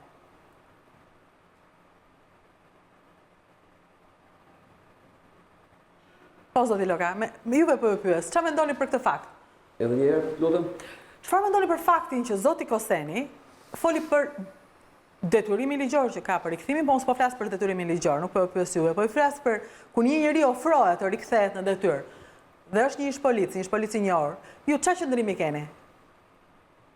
Është miratuar ligji mbi vettingun dhe u është bërë thirrje përveç neve që jemi efektiv të policisë shtetit, të cilët kemi bërë deklarimin kemi bërë vetë deklarim dhe kemi dorëzuar dokumentacionin. Një ndër pikat, një ndër nenet e këtij ligji është që mund të vetë ofrohen dhe ish punonjës policie, të cilët nuk kanë problematika për sa i përket rubrikave që deklarohen në bazë të këtij ligji. Besoj që edhe zoti Koseni, edhe kolegët e tjerë ish kolegë të policisë nuk i ka penguar askush që të bëjë një vetë deklarim të tillë. Nuk është, besoj, përgjegjësia askujt. Ligji është publik, është botuar në fletore zyrtare, mund të gjendet në online, secili mund të marrë dieni. Zoti Koseni ka pas, besoj, mbi 60% e efektivave të Elbasanit që sot vazhdojnë të jenë punë, i ka pasur varc, ka marrëdhënie njerëzore, marrëdhënie por varc, marrëdhënie shoqërore dhe mund ta kishte marrë një informacion të tillë. Askush se ka penguar zotin Koseni dhe asken tjetër që të vetë ofrohet. Kuptoj që procesi i vettingut do të seleksionohet, do të largohet nga radhët e policisë ata të cilët janë të papërshtatshëm. E para herë ka 18 vjet me i fjalë që bëj gjyqje pa ndërprerje, që e kanë fitu, edhe rikthim detyrë. Gjyqje për rikthim detyrë. Edhe problemi e kësaj pune është që më ka hetu prokuroria edhe krevatët që kam shtëpi, edhe tullat e shtëpisë më ka hetu. Jo më vettingun që e kam bë gati dhe e kam nis. E kam nis vettingun për atje, edhe pse s'do të vej, sepse kam 18 vjet që ndjek shtetin amrapa. E s'do të vej fare në vetting. Atje ku se kam 18 vjet që haj bukën time. Okej, se duke sikur unë po përpiqem të rikthej zotin Koseni në punë. Nuk është ky qëllimi im, por qëllimi im është për të kuptuar cila është policia që duam, çfarë mund të bëjmë ne për të ndikuar të krijohet policia që duam. Të ndërpreva të çuko? Faleminderit. Tashmë policia është futur në procesin e pastrimit vetvetes, i cili nuk është një proces. S'mjafton ti jesh e pastër, duhet të jesh edhe përgjegjshme, duhet të mos kesh frikë, kesh dhe integritet dhe karakter. Janë të ndërthurura gjithçka me misionin ligjor të policisë. Ky dhe procesi i pastrimit vetvetes nuk është një proces që mund të bëhet sa hapa mbyllsyt. Edhe ajo ka procedurën e saj, ka problemet e saj që do të vazhdojnë deri në fatin e përcaktuar nga ligji. Dhe mbi këtë shtrat, policia e shtetit nuk mundet do të bëj e vetme misionin e saj ligjor. Ju thash që shteti ka i mekanizëm të tërë të integruar. Policia, sistemi drejtësisë, i cili dhe i është futur në procesin e pastrimit vetvetes, po kështu dhe media ka pjesën e saj. Unë më bëri shumë përshtypje gazetarja, që paraqiti aty si trekëndsi Bermudës që mbushën. Po pse bëri gabim? Jo, i takon që si pas asaj errësire që tha gazetarja më palë, aty që nga ngjarja nuk do kishte me njerëz. Do ishin zhdukur njerëzit nga bloku. Kjo është ideja. Do ishin zhdukur, nuk do vini fare në blok nga Afrika. Po s'është ashtu pra se vërtet mund tjetë perceptimi, mund tjetë perceptimi tillë, por perceptimi më të saktë e bëjnë njerëzit e bën populli. Perceptimi më të saktë. Dhe në momentin që populli, ai pronari, i ati lokali ka marrë policin në telefon të thotë që ka besim të policia. Dhe policia duhet ndihmuar në luftën e saj, e cila është luftë e vështirë, do kohën e vetë, krimi është i sofistikuar, është gjithmonë një hap, teknologjikisht është gjithmonë një hap më përpara. Problemin... Teknologjikisht. Po të bëj këtë ndërhyrje. Ti si ishtë deputet dhe si drejtues policie nuk kur nuk do thuash që krimi është një hap përpara, sepse për nëse është një krimi është një hap përpara, as teknologjikisht. Ka fuqi monetare. I bie me thonë që krimi ka kapë politike, nuk ka shtete. Teknologjikisht. Policia shtetit sot një dinin time ka me laborator, ka me pajisje, ka me gjëna që i ka bashkohore për hetimin e krimit, për dokumentimin e krimit. Çështje tjetër hetimi, çështje tjetër. Unë du të nalem edhe të disa problemet që po thotë policia, si drejtues policie, më falë se më të bëj i replike dhe i pyetje, ti a shef besimin ose këtë ndarjen e policisë nga media. Pse në vëllë? Kush i ka fajt? Media po policia. Unë du të referohem, kam bën një kurs dhe kam qenë bashkëkryesues i policimit komunitet, ka qenë një projekt suedez të Shqipëri. Pasi punova një vit e gjysmë me ta, larguar nga policia. Dhe ata thoshin që është përgjegjësia kryesore për veprimtarinë kriminale, për parandalimin është policia shtetit, por edhe faktor tjerë, shoqëria, media. Kurse për bashkëpunimin me mediat, në Amerikë kem bën një kurs, kem qenë 20 sa për njësë policia. Dhe ishte një, edhe nuk mund të quajsh të suksesshme, nëse policia nuk ka bashkëpunimin me median, nëse policia nuk pasqyron veprimet e saj, të dukshme që unë realisht po i ndjek këto veprimet e policisë, sepse kam dëshirë me ndjek, edhe shoh që është për ngjarjen e fundit. A janë me autor? Pse nuk del policia që thotë janë me autor, ndodhi kjo, ishte një person kërkim, e ndodhi rrotin. Pse do ta fshin, do ta thonë shpejt, edhe thotë për kallë persona të larguar. Por tek besueshmëria do t'i thotë gazetarës, që jemi në ndjekje të kriminalit dhe s'ka ku të shkojë. Ashtu rrit besueshmërinë, ashtu rrit bashkëpunimin. Dhe gazetarëve do t'i thotë i vetëm gjëna që nuk janë pjesë e hetimit që të arrijnë bashkëpunimin dhe këtë. Prandaj del gazetarët ka vënë për përmirësim kur policia nuk bashkëpunon me media. Jo. Problemi janë gazetarë shumë mirë investigues. Por janë gazetarë. Gabimi i policisë që krijon armiqësi me media. Media është pushteti 4. Media ka rol shumë të rëndësishëm në një shoqëri demokratike.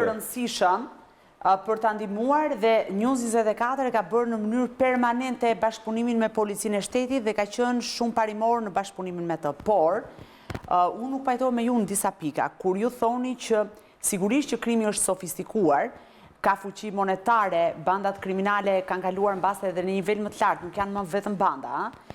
Ministri Brendshëm ka pranuar që kemi 41 grupe kriminale që sipas forcës ligjit po përpiqet në bashkëpunim me partnerët dhe prokurorin për t'i goditur.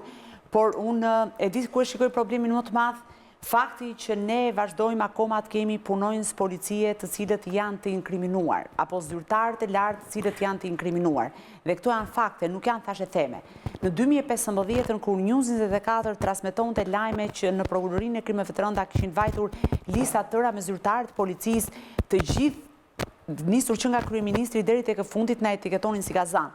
Dhe në fakt rezultoi që 10 oficerë policie, të lutem, përfunduan prapa hekurave për për lidhje me grupet e trafikut drogës. Lere, se nuk e kemi Ramon. Kur ta kemi Ramon, do ja them. Fjallën time unë nisa me procesin e pastrimit të policisë. Nëse policia, të lutem Rudina, nëse mundesh, një fjali, atëherë, nëse policia e shtetit nuk pastrohet nga të inkriminuarit dhe nuk bën një luftë pa kompromis, që do thot pa interesa, dhe nuk shkëput lidhjet e krimit me politikën, unë mendoj që lufta me kriminellet është e humbur në çdo moment.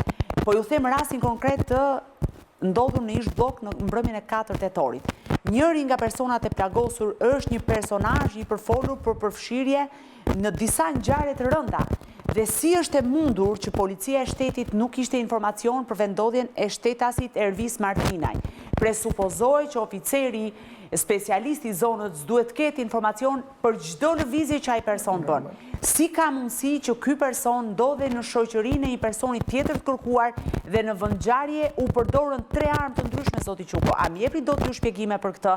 Ka ndodhur në një zonë shumë të monitoruar dhe ky është problem shumë i madh sepse rrezikon jetën tuaj, jetën time, jetën e Rudinës dhe gjithë qytetarëve shqiptar. Si zhur mikrofoni. Në këtë kuptim pa diskutim që lufta përballë krimit është një luftë e vështirë, është problematike, por të vetë pastrohet policia, të nxjerrë jashtë radhëve të saj të inkriminuarit, të shkëpus lidhje vetëm një sekond. Klodi, po të bësh zhur mikrofoni, me gjithë pasion që ke ti për punën që bën, po të bësh zhur mikrofoni. Ai do mirë se fjalën time unë e thash që policia është në procesin e vetë pastrimit. Pastaj procesjet konkrete të hetimit nuk mund t'i dalë do të përballë Klodit, sa pistoleta u përdorën. Kush i del përballë? Problemi nuk është kuadrot, problemi është që polici, ajo është kryesori atje, ai duhet mbështetet në maksimumin e mundshëm nga kuadrat e tyre që i mbikëqyrin direkt, dhe këto kuadro duhet mbikëqyren nga kuadro më të mëdhej derisa të shkojë deri ke drejtori i përgjithshëm i policisë shtetit, po qëse duhet dalin rrugët në rast se krimi është i ka zhvilluar, i ka lëshuar ato. Këtë duhet të trajtojnë në pjesën. Faktin, çfarë bëjmë me policinë e thjeshtë, atë që është premishit me gjakun. Polici i thjeshtë, pse do shkoj unë, për kë po e bëj? Nëse më tradhtojnë, nëse ata i vranë, pse unë do shkoj? Do me thënë, për ta rikthyer tek ajo që tha teknologjia e krimit, mase nuk ka më shumë teknologji krimi se sa shteti, po ka më shumë motivim ndoshta. Për motivimin duhet flas në pjesën e tretë, për faktin sa shteti të përkrah ty apo familjen tënde kur ti nuk je më. Në pjesën e tretë edhe me një rrëfim që të prekshëm, por përpara se ta mbyll këtë pjesë, për ta mbyllur me atë çfarë u përmend me faktin si mund të bashkëpunojë media edhe politika, vetëm një lidhje të shkurtër me Shkodrën, kam një gazetar nga ata më të mirët e News 24, korespondent shumë të mirë se natë, kam në lidhje, po, sepse sot përmendi lideri i opozita përmendi Shkodrën, përmendi disa qytete, por ndalojmë te Shkodra, duke thënë se është në dorë të krimit, është në dorë të grupeve kriminale të lidhura me Ministrinë e Brendshëm, duke thënë se e tjera nuk po e përmend gjitha se i kemi parë në gjithë edicionet tona. Një gazetar si ti, një nga ata gazetarë që punojnë me pasione dhe kanë gjithmonë lajmin e fundit nga Shkodra, si e ndjen veten në bashkëpunim me policinë, si peshku pa ujë apo në komunikim të mirë? Mirëmbrëma Rudina, nuk e di nëse dëgjojmë në studio, ju përshëndes gjithëve aty, në veçanti kolegen Lala edhe ish drejtorin e policisë së Shkodrës, zotin Gjovalin Loka, me cilin fakt kemi patur një bashkëpunim të mrekullueshëm. Natyrisht që në Shkodër ka ndodhur një sër ngjarjesh kriminale, disa vrasje të një pasnjëshme, një kohë të shkurtër, por edhe 2 persona të zhdukur. Natyrisht që ka një situatë problematike në qytet, patjetër që nuk flasim për ata qytetarët e thjeshtë të qytetit të Shkodrës, normalisht që ata janë të lirë dhe lëvizin të lirë në rrugët e qytetit në çfarëdo lloj ore dhe nuk është ky problemi. Problemi është sepse bizneset, një pjesë e tyre mund të ndihen në një lloj presioni apo trysnie pas këtyre ngjarjeve, natyrisht që kanë qenë edhe më përpara, por edhe tani dhe kanë përshtypjen që do të vazhdojnë që të jenë. Ky është një problem, ndërsa problemi tjetër janë disa lidhje ndoshta të politikës me botën e krimit, por jo vetëm, patjetër që ka edhe oficerë policie të cilët mund të jenë të lidhur me kriminalet, siç tashmë edhe ministri Xhafaj e ka pranuar këtë gjë dhe konkretisht edhe për Shkodrën. tjetër. U fol edhe për besimin tek policia, patjetër që ka një rritje të numrit të telefonatave, por unë mendoj që duhet t'i ndajmë nëse janë telefonata të cilat lajmërojnë për ngjarje kriminale, për raste kriminale, për informacione kriminale, apo janë raste për shembull që në filan lokal ka një muzikë të lartë dhe duhet vi policia ato mund ta bëjnë, të lutur janë. Që ta mbyll. Jo, këtë nuk e bëjnë, kjo është me rezerva, sepse normalisht kanë frikë dhe ende nuk ka arritur besimi deri në këtë pikë sa gjithë të qytetarët të lajmërojnë për raste të rënda kriminale, flasim për grupe kriminale dhe jo për ngjarje thjeshta që në filan vend ka një plagosje apo ka një vrasje, sepse këtë edhe mund ta bëjmë. Nëse kujtojmë rastin e ish policit Breçana, i cili është vrarë, i ka qëndruar aty bashkë me partnerin e tij, po ashtu e vrarë për disa orë, për rreth 4-5 orë në mjetin e tij dhe askush nuk ka mundur që të njoftojë edhe pse paktën sipas burimeve që keni ngjarja është dëgjuar, pra e kanë marrë vesh, por kanë lajmëruar me vonesë pikërisht nga një lloj frike. Edhe pse aty ishte një fëmijë që mund të vdiste, askush nuk guxoi edhe të mbronte jetën e një fëmie. Senat, të faleminderit për këtë lidhje. Të faleminderit për këtë lidhje, do jemi përsëri për të folur shumë të marta bashk në News 24. Faleminderit. Zoti Gjovalin, Senati ju falenderoj për bashkëpunimin. Kjo do të thotë që nuk ju përgjigjëstroi për faktin e komunikimit të mirë mes medias dhe policisë. Dhe unë ju falenderoj që ishin sot në lidhje të drejtë për drejtë nga zyra juaj. Faleminderit.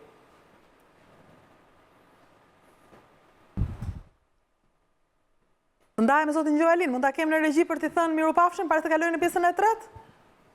Okej, faleminderit zoti Gjovalin. Besoj më dëgjua. Faleminderit ju. Po.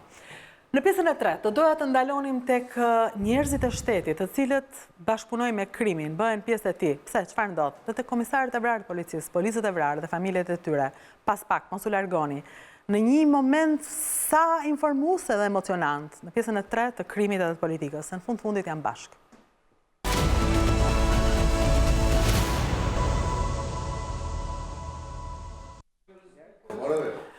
Me Vjol Pila ishte komando i cili mori gjithë vëmendjen e pos ngjarjes në blok për shkak të faktit që ishte komando, ishte njëri i shtetit, i cili po bashkëpunonte me krimin. Por nuk ndodhi vetëm me Vjolin. Ndërkohë që flasim, 4 reja mbi gjendjen e tij, ishte ende në kërkim, nuk është dorëzuar 4 reja për I vetmi veprim fakt që ka bërë Prokuroria e Tiranës gjatë ditës së sotme është që me oficerët e policisë gjyqësore kanë pritur në repartin e Zallheri duke sekuestruar pistoletën e shërbimit, e cila nga verifikimet përkatëse që është bërë në repart rezulton që nuk është prekur nga me Vjol Bilo që nga data 5 qershor, që do thotë që nëse ai do të konfirmohet zyrtarisht që është personi që ka qelluar, praktikisht i bie të ketë patur një armë tjetër e cila është e ndryshme nga ajo e shërbimit. Ndërkohë gjatë ditës së sotme kanë qarkulluar zëra brenda radhëve të policisë se me Vjol Bilo është duke negociuar për një vetëdorëzim të mundshëm për faktin që ai pretendon se ajo ngjarje ndodhi në kushtet e tronditjes dhe u kundërpërgjigj ndaj njerëzve që tentuan ta qellonin dhe që është konfirmuar nga prokuroria se zjarri është hapur nga njëri prej personave që shoqëronte në lokal pranë atë zonën VIP Prive Ervis Martinaj. Me Vjoli është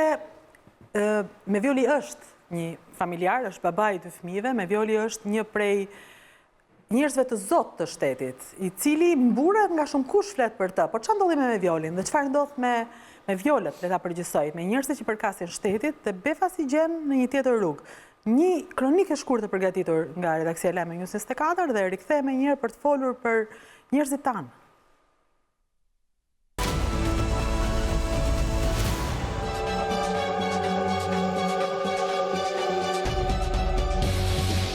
Oficeri i forcave komando Aldo Morina ekzekuton me armë zjarri 53 vjeçarin Mehmet Beqiri, i cili punonte si taksist.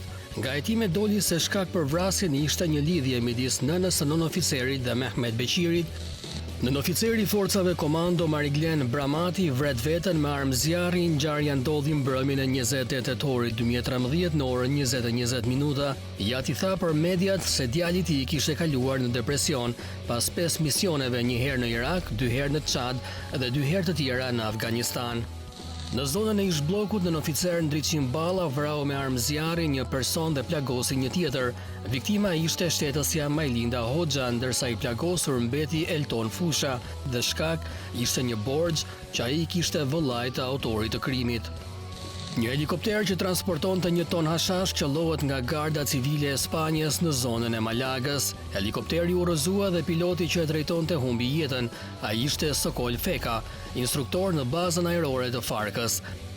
Arrestohet Medit Hasani, ish antar i forcave komando që kishte shërbyer edhe në një mision paqëruajtës në Irak. Ai u akuzua se synonte të bënte një sulm terrorist në ndeshjen Shqipëri-Izrael, e cila do të luhej në stadiumin Loro Boriçi. Në rrugën Tiranë-Rinas mes ditën e 9 shkurtit u grabitën me armë blindat me paratë bankave. Në total vlera e vjedhur në valutë ishte $3.2 milion. Pas një hetimi të policisë u identifikua grupi që kishte në përbërje 6 persona, mes së cilëve 2 shantar të forcave komando, Ditjon Memlikaj dhe Naim Avdulaj. Një ngjarje makabre u regjistrua në fshatin Ujë Mirë në bashkinë e Këlqyrës. Ish efektiv i forcave të armatosura Alban Voda i preu kokën bashkëshatarit të tij, Nesim Hoxha, 66 vjeç. Banorët e fshatit deklaruan për mediat se Alban Voda kishte probleme mendore. Voda kishte shërbyer në 2 misione në Kabul dhe në Herat të Afganistanit. Mbrëmjen e 2 tetorit rreth orës 23 gjendet i vdekur në ambientet e Gardës së Republikës një gardist. Ai ishte Arjol Mançe, 30 vjeç, me origjinë nga Përmeti dhe banues në Tiranë. Pas hetimeve paraprake rezultoi se 30 vjeçari kishte vrarë veten me armën e shërbimit. Një përplasje me armë zjarri ndodhi mbrëmjen e 4 tetorit rreth orës 22 në një lokal në zonën e ish bllokut. Nga përplasja një person humbi jetën dhe 2 të tjerë u plagosën. Mes të përfshirëve në konflikt dhe njëri prej atyre që dyshohet se shkreu pistoletën duke vrarë Fabian Gaxhën ishte një pjesëtar i forcave të armatosura, pikërisht Merviol Bilo, 41 vjeç. Ai cilësohet si një qitës i shkëlqyer i forcave të armatosura të Shqipërisë. 41 vjeçari është vlerësuar me nota maksimale si nga shteti shqiptar, por edhe nga aleatët. Ai është njëri nga 30 themeluesit e forcave speciale shqiptare dhe ka marrë pjesë në disa misione paqëruajtëse jashtë vendit.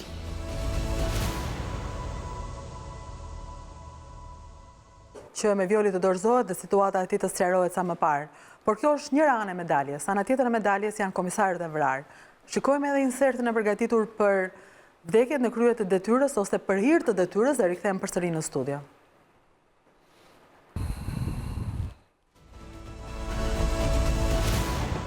Kolonel Arbenzu luftari u qëllua pas shpine më 2 gusht të vitit 2000 gjatë një aksioni për kapjen e Bahri Tafilit. Për këtë krim janë akuzuar dhe dënuar Admir Tafili dhe Genci Tafili. Këta të fundit akuzojnë policinë për vrasjen e babait të tyre. Komisari Ilir Ngresi u vra më 30 dhjetor 2000 në Vlorë nga Rudina Xhunga, i cili në vitin 2001 u vra i rrethuar nga policia. Vrasja e Ngresit kishte lidhje me hapjen e dosjeve për krimet e ndodhura në Berat gjatë viteve 1997-1998 dhe me vrasjen e Ilir Jaupajt, vëllait të fortit të urës vajgurore Kastriot Jaupaj. Komisar Adem Tahira ju vra në Shijak më 13 shtator 2012. Për këtë krim është arrestuar Ilir Xhakja, një personazh i njohur në zonën e Shijakut. Nga hetimet rezultoi se komisar Tahira ju vra pasi kishte ndaluar nipjen e Xhakjas dhe e kishte kontrolluar. Më 6 gusht 2003 u vra komisar Gani Malushi. Koloneli u qëllua për vdekje vetëm pak metra larg derës së policisë së Durrësit. Për krimin është arrestuar Agim Pepa, që sipas dosjes e bëri për hakmarrje. Komisar Dritan Lama ju vra më 25 shkurt të vitit 2013. I akuzuar dhe i dënuar me burgim të përjetshëm është Arben Froku, vëllai i ish-deputetit Mark Froku, i cili u la i lirë dhe më pas u shpall në kërkim ndërkombëtar. Aktualisht ndodhet i arrestuar në Holand në pritje të ekstradimit. Më 8 prill 2017 u ekzekutua drejtuesi i parë Artan Cuku, komisari i Tizun prit në katin e parë të pallatit ku banonte tek rruga e kosovarëve duke e qolluar për vdekje. Për krimin u arrestua ekzekutori, ndërsa porosisi Bledar Jambelli nga Fieri është shpallur në kërkim ndërkombëtar. Secila për tyre rëndon forte, njerëzit i kanë humbur, po dhe tek ju, që keni qenë dhe jeni policë në shpirt, në zemër. Unë duhet ndaloj tek koloneli i ekur Gani Malushi. Në 6 gusht të vitit 2013, Shqipëria u trondit ka një ngjarje shumë e rëndë. Në një atentat në rrethana misterioze mbeti i vrarë kolonel Gani Malushi, njeriu që ishte kthyer në tmerr për bandat kriminale. vrasja e kolonelit tronditi mbar opinionin publik, sepse ai u kthye në simbol të luftës së shtetit kundër krimit dhe mafjas. I mundi bandat në ato vende ku betejë shtet me krimin ishte e humbur. Kolonel Gani Malushi ja doli të çlironte nga krimi qytete si Berati, Tropoja, Kuksi, Kruja dhe tjera nga ato qytete ku mbizotëronin bandat kriminale në Shqipërinë e tmerrshme dhe të çmendur të post-97-s. Koloneli parandjeu që mund të avristi një ditë si ajo 6 gushtit të vitit 2003. Jam i bindur se po të më ndodh në një fatkeqësi do të trajtohem si heroj i vërtet, por një gjë e tillë do të ndodh pas vdekjes. Intrigat, shpifjet, loja e ndyrë që bëhet pas shpine janë më shumë se një plumb te koloneli. Shumë mund të lexosh në rreshtat, mes rreshtave, nën rreshtat e asaj çfarë thot ai, por unë duhet kujtoj një moment për cilin e kam thirrur edhe zonjën që do e prezantoj pas pak, momentin e bujës me cilën zyrtarët e lartë të kohës i premtuan bashkëshortes së Gani Malushit që shteti do të qëndrojë gjithmonë pranë për t'i lehtësuar dhimbjen. Në të vërtetë kjo nuk ndodhi kurrë. Esma Malushi është endur për vite me radhë në dyert e gjykatave për të marrë asgjë më shumë se çfarë i takonte. Pensionin si familjare e kolonelit të vrarë në krye të detyrës. Në mungesë të atij kujdesi të premtuar, ajo u përball me justifikime të tipit kaq mundësi ka buxheti i shtetit, të cilave ju kthye me një përgjigje epike. Buxheti i shtetit nuk mund të përmirësohet me gjakun e policëve që dhanë jetën në krye të detyrës. Kam nderin që kam, zonjën Esma Malushi. Zonja Malushi, faleminderit që pranua të vinit. Faleminderit ju. Faleminderit që përballëm sot me specialistë të nderur të policisë, që kanë dhënë kontributin e tyre dhe sot ndodhem në atë studion tuaj në pritjen e një shpresë. Atë presim të gjithë, po zonja Malushi, ju se disi ca të mëshme duket kur e bën këtë pyetje, po ndonjëherë mendoni, në mos doni të ma thoni të paktën e mendoni që ja ka vletur gjaku i burrit tuaj për këtë kohë që flasim, për këtë shoqëri që është krijuar, për këtë. Unë kam arrit në një bindje totale, në qoftë se një punojës policie nuk është idealist në profesionin e tij, absolutisht asgjë s'arrihet. Punojësit e policisë sakrifikojnë veten, sakrifikojnë familjen, sakrifikojnë gjithçka dhe përfundimi është bara zero. Zero. Do më thënë gjaku i burrit tuaj nuk ja vleti asnjë ditë, sepse përfundimi është zero. Jo, nuk them atë. Por kontributi, vlera, gjithçka që jep, jo vetëm Ganiu, po të gjithë ato 250 sa ushtarak, edhe ato që punojnë sot aktualisht, nuk them se vlerësohen plotësisht. Ne, si shoqëri, duhet jemi krahu i djathtë i policisë. Po se vlerësum ne shoqëria policin, policia e vetme është e humbur. Po shteti e vlerëson? Juve u ka vlerësuar shteti? Juve ju është gjendur shteti si shpremtoi? Mu shteti më është gjenë që në momentin e parë. Ndoshta është një disinformim me vrasjen e Ganiut, nuk ka pas ngjyrë politike, as e djathtë, as e majtë. Të dy si më thanë, qeverit që janë në rrugë e kanë vlerësu maksimalisht Ganiun. Do më thonë që tonet shumë të ashpra kur thash që juve nuk ju gjendur shteti afër. Jo, e di çfarë kanë parasysh me të gjendet shteti afër? E para të nderojnë dhe respektojnë si hero. E dyta, familja juaj të ketë privilegje zonjë, se ju i keni dhënë gjakun e burrit tuaj të shtetit, ne ju detyrohemi juve. Unë flas me ju dhe jam emocionuar. Edhe unë jam emocionuar, unë sot do të flas në emrin e 256 familjeve, sepse nuk është vetëm Ganiu, jeta është e barabartë për gjithë secilin ushtarak. Shumë bravo. Dhe në qoftë se unë jam në ca kushte, ndoshta pak më favorizuese për disa probleme që Zoti desht ashtu me lanë që unë nuk kam pasardhës, ka familje tjera që vujnë, kam të ardhurat vogla me fëmijë dhe unë jam në idenë dhe në trajtimin e përgjithshëm të gjithë familjeve, jo individuale. Por, du të sqaroj diçka. Në atë tonin që përsëritet ju, nga viti 2000, pavarësisht se unë kam pas fatin që more në rrallë të policisë, kam punu në sekretarin pranë drejtorit përgjithshëm, janë bën ryshime goxha të mëdha nga vit në vit për trajtimin e familjeve të ushtarakëve. Por nuk është leku, them, ajo që ta plotëson, është trajtimi psikologjik i këtyne familjeve, i këtyne fëmijëve, i këtyne grave që janë pa shtyllën e shtëpisë, se nga anë tona burri ka qenë shtylla shtëpisë, por me humjen e burrit, bashkëshortit, vllait, shokut, sepse mbare se si e ke kriju dhe familjen.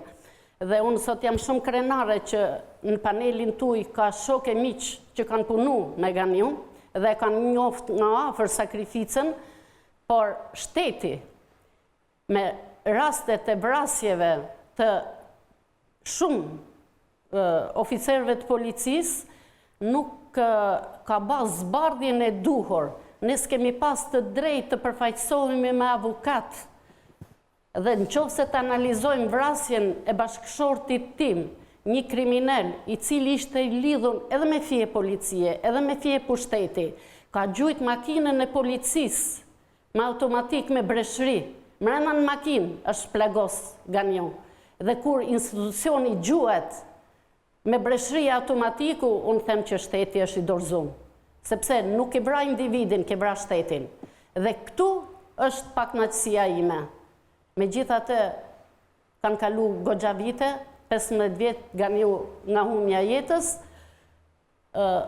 them që kanë bërë ndryshime, por duhet që ana psikologjike të jetë shumë ma e pranishme tek familjet, se janë familje me gra, me fëmijë, me vlezër, me motra, të mos ushqejmë urrëtjen, hakmarrjen për shkak të detyrës. Pra ne shteti ka bë, por them që ka akoma më shumë për të bërë. Lenes Mamalushi, unë isha nderuar që ju kisha sot në studio. Ju jeni zonja një eroj, ju jeni erojnë gjithashtu. Ju faleminderit, unë përshëndes të gjithë bashkëvujtëset e mia, përshëndes të gjithë forcat e policisë pa dallime, pa ngjyra politike, përshëndes që të gjithë ato që sakrifikojnë jetën e tyne në profesionin shumë të nderuar të policit që është në shërbim të popullit, sukseset më tejshme. Faleminderit zonjë. Faleminderit ju. Ishin të dy anët e medaljes, ata që nuk ja dalin në mes të rrugës dhe për para, për mirëqenie, apo për mungesë karakteri, apo për të tjera arsye që ju i dini më mirë se unë, bashkëpunojnë me krimin, ata në anën tjetër, të cilët munden nga krimi, vriten nga krimi, ju që jeni, të paktën zoti Breçani edhe zoti Kosteni, nuk po flas edhe për ju zoti Xhuko, që jeni privat tani. Zemrën e keni andej, por po shikoni punët tuaja. Shumë njerëz në anë të ndryshme të medaljes. Ndërkohë ka ardhur momenti që të bashkëveprojmë të gjithë dhe të flasim njëri tjetrit? Unë do të flasë në fillim për dëshmorët e ramë në krye detyrës të policisë së shtetit. Ata realisht, fizikisht janë da kanë vdekë, por nuk kanë vdekje ata. Unë i njoh si Garnin, si Ademin, si Artanin, si Dritarin, si gjithë, kam pas fatin të bashkëpunoj e të punoj me ta. Them se ata nuk kanë vdekë, sepse përmenden, kanë ra në luftë të ashpër me kriminalet e këtij vendi. Po të nisem tek vlerësimi i shtetit për këta njerëz. Vetëm ceremonit i kanë bërë në mënyrë ideale dhe të përkryer. Asnjë gjë tjetër në memorien time nuk ka.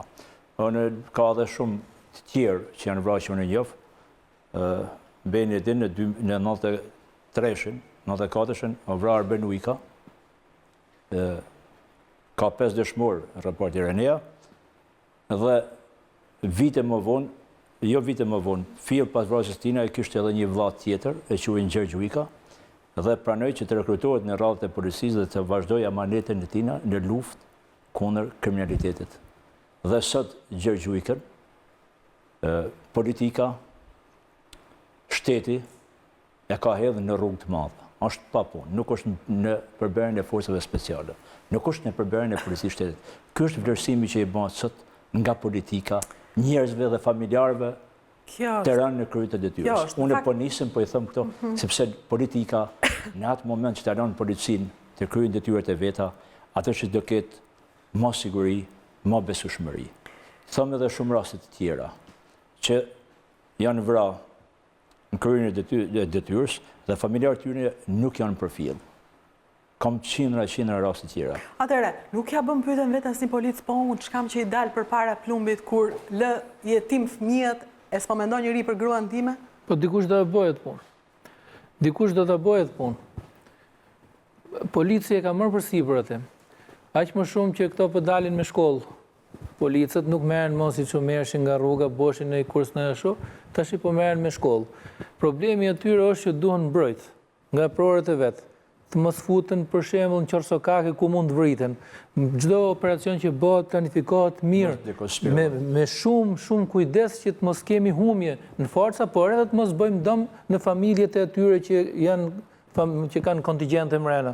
Ço do të thënë kjo? Të mos kesh ta shohësh nga ana klasore, ta shohësh policin, një polic nuk të kujdesesh për familjen e tij? Jo, nuk kujdeset, nuk e kuptova. Jo, shif, është problemi kështu. Do të thënë, një njeri me probleme në Jo, polici duhet mbrojt, them. Polici duhet mbrojt. Dhe kur bëjmë plane, zotëria e di, planet bëhen me përkëmëri shumë të madhe, por arsye që të mos kemi humje në trupat e policisë, por edhe kur të kapim viktimat e kriminalin apo kush është, edhe ai të mos vritet, ta kapim siç është. Po, pra, ta ruajmë njeriun tonë, mos ja çojmë plumbit. Po ndërkohë, si mund ta ruajmë të mos ja çojmë krimit, se këta njerëz që janë trajnuar nga shteti, këta që i përbëjnë shtetit, janë të zotë, janë të mençur, janë të njohur, dhe këta po shkojnë në shërbim të krimit. Janë të gjitha anët e medaljes, si mund të ruash njeriun tënd të shërbej shtetit. Se kur flasim për shtetin, ne kemi parasysh për shtetin, po janë nacione të ndara. Unë kam shërbyer disa vite në forcat komando, kam qenë dhe komandë e tyre, dhe unë kam shumë qartë që përgatitja e këtyre forcave është superiore. Paktën për sa i përket aftësisë për të gjuajtur, aftësisë për të mbijetuar, aftësisë për të përballur me situata të vështira. Ligji për forcat armatosura, po flasin për pjesën e komandë, me që është rasti ati që dyshohet, apo parashikon që pas x vite shërbimi, ata të dalin në rezervë. Edhe ushtria, forcat armatosura kanë harxuar shumë kohë, shumë energji, shumë vlera monetare për t'i përgatitur për këta njerëz, për të kryer misionet që ka ushtria në vetë. Dhe këtu duhet të ndryhej shteti me ligj apo me një vendim, s'ka rëndësi që këta njerëz që dalin, se ka raste që dalin dhe pas 6 vite shërbimi, pas 12, pas 15 vitesh, këta duhet të merren dhe të rekrutohen në forcat e tjera ligjzbatuese të shtetit. Vëmendja ndaj njeriu të jetë maksimale. Pra, vëmendja ndaj njeriu që s'është. Mos flasim në përgjithësi, e shohim, nuk është. Gjtaj një mendim tjetër. E para njerë... Është një pasiguri e punojnësve të policisë së shtetit që punojnë sot në vazhdimsinë e karrierës së tyre, hidhen në baltë, largohen nga detyra për arsye politike. Duhet të heqin dorë politika, njerëzit janë pasigurt, edhe këto raste të largimit të punojnësve të policisë nga radhët e tyre, që është një potencial i rëndësishëm në dokumentimin e zburimin e ngjarjeve edhe problematikave të tjera që lidhen me rëndën, këto largime, këto ndërhyrje politike, këto e demotivojnë punën e punonjësve të policisë së shtetit, ta që janë sot në kryen e detyrës. Ne i referohemi rastit e Arton Zukut. A u largua, a u vra, a ishte i pambrojtur, a u braktis. Kush e marrë përgjegjësinë? Kryeministri? Nuk marrë përgjegjësi kryeministri. Nuk ma përgjësi se duhet dalin për para familjes tyre të thotë me falë. As ministri i mbrëmshëm. Duhet thotë më falë se të lash në rrugë të madhe të pambrojtur. Pra, policë që punojnë sot në situatët e policisë shtetit, mund thonë atë mendimin që thati, çkam duhet mu me shku më vra me x person që manë armë me veti. Unë nuk i dëshiroj që t'jetë në radhë të tyre dhe të mendojnë kështu, por realisht është kjo. Realisht është forma e pagesës e tyre që është qesharake, me detyra dhe shërbimin që kryen. Sot, format e krimit janë shumë më të zhvilluar se sa kanë qenë më përpara. Janë të avancuar në teknologji, në parë dhe në çdo gjë. Prandaj këta policia shohin vetëm se ku janë, nga kush mbrohen dhe a janë sigurt. I kthehem asaj që tha zoti Koseni. A duhet mbrohet policia? Në karrierën time, unë nuk e di që ka mujt dikush e prart, bie prart, që ta largojnë punonjësin tim 2 vjet që kam shërbyer në komisariatin e policisë në Kamës, 2 vjet e dyshe, asnjë punonjës policisë më ka larguar nga puna. Janë dëshmitar dhe nuk kam lejuar. Dhe kam pas shumë të majtë. Dhe të majtët e kanë kryer detyrën më mirë. Sepse nuk kanë pas mbështetje. Kishin kapje flagrancë më shumë, informacion më tepër.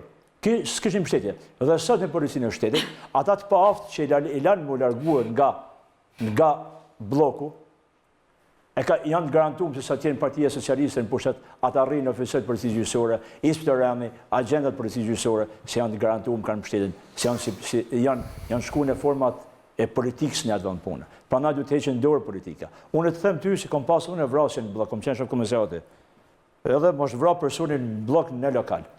Por unë tash nuk është në linjë zoti lokal që t'ja kujtoj që çdo fundjavë të njëjtët premte dhe çtunë ka qenë një plan masash i miratuar dhe i nxjerrur nga drejtori i policisë Qarkut, që kanë pas detyrë konkrete dhe detyra me karakterit të përgjithshëm.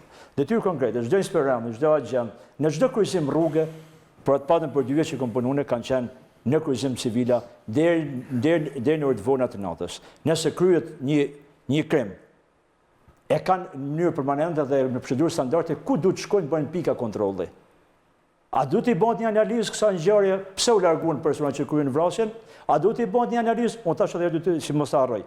Kam pas vrasje, por kam pas unë përpara vetes time. Në ndërgjegjen time kam qenë maksimalisht i motivuar dhe përgjithësi ka policia.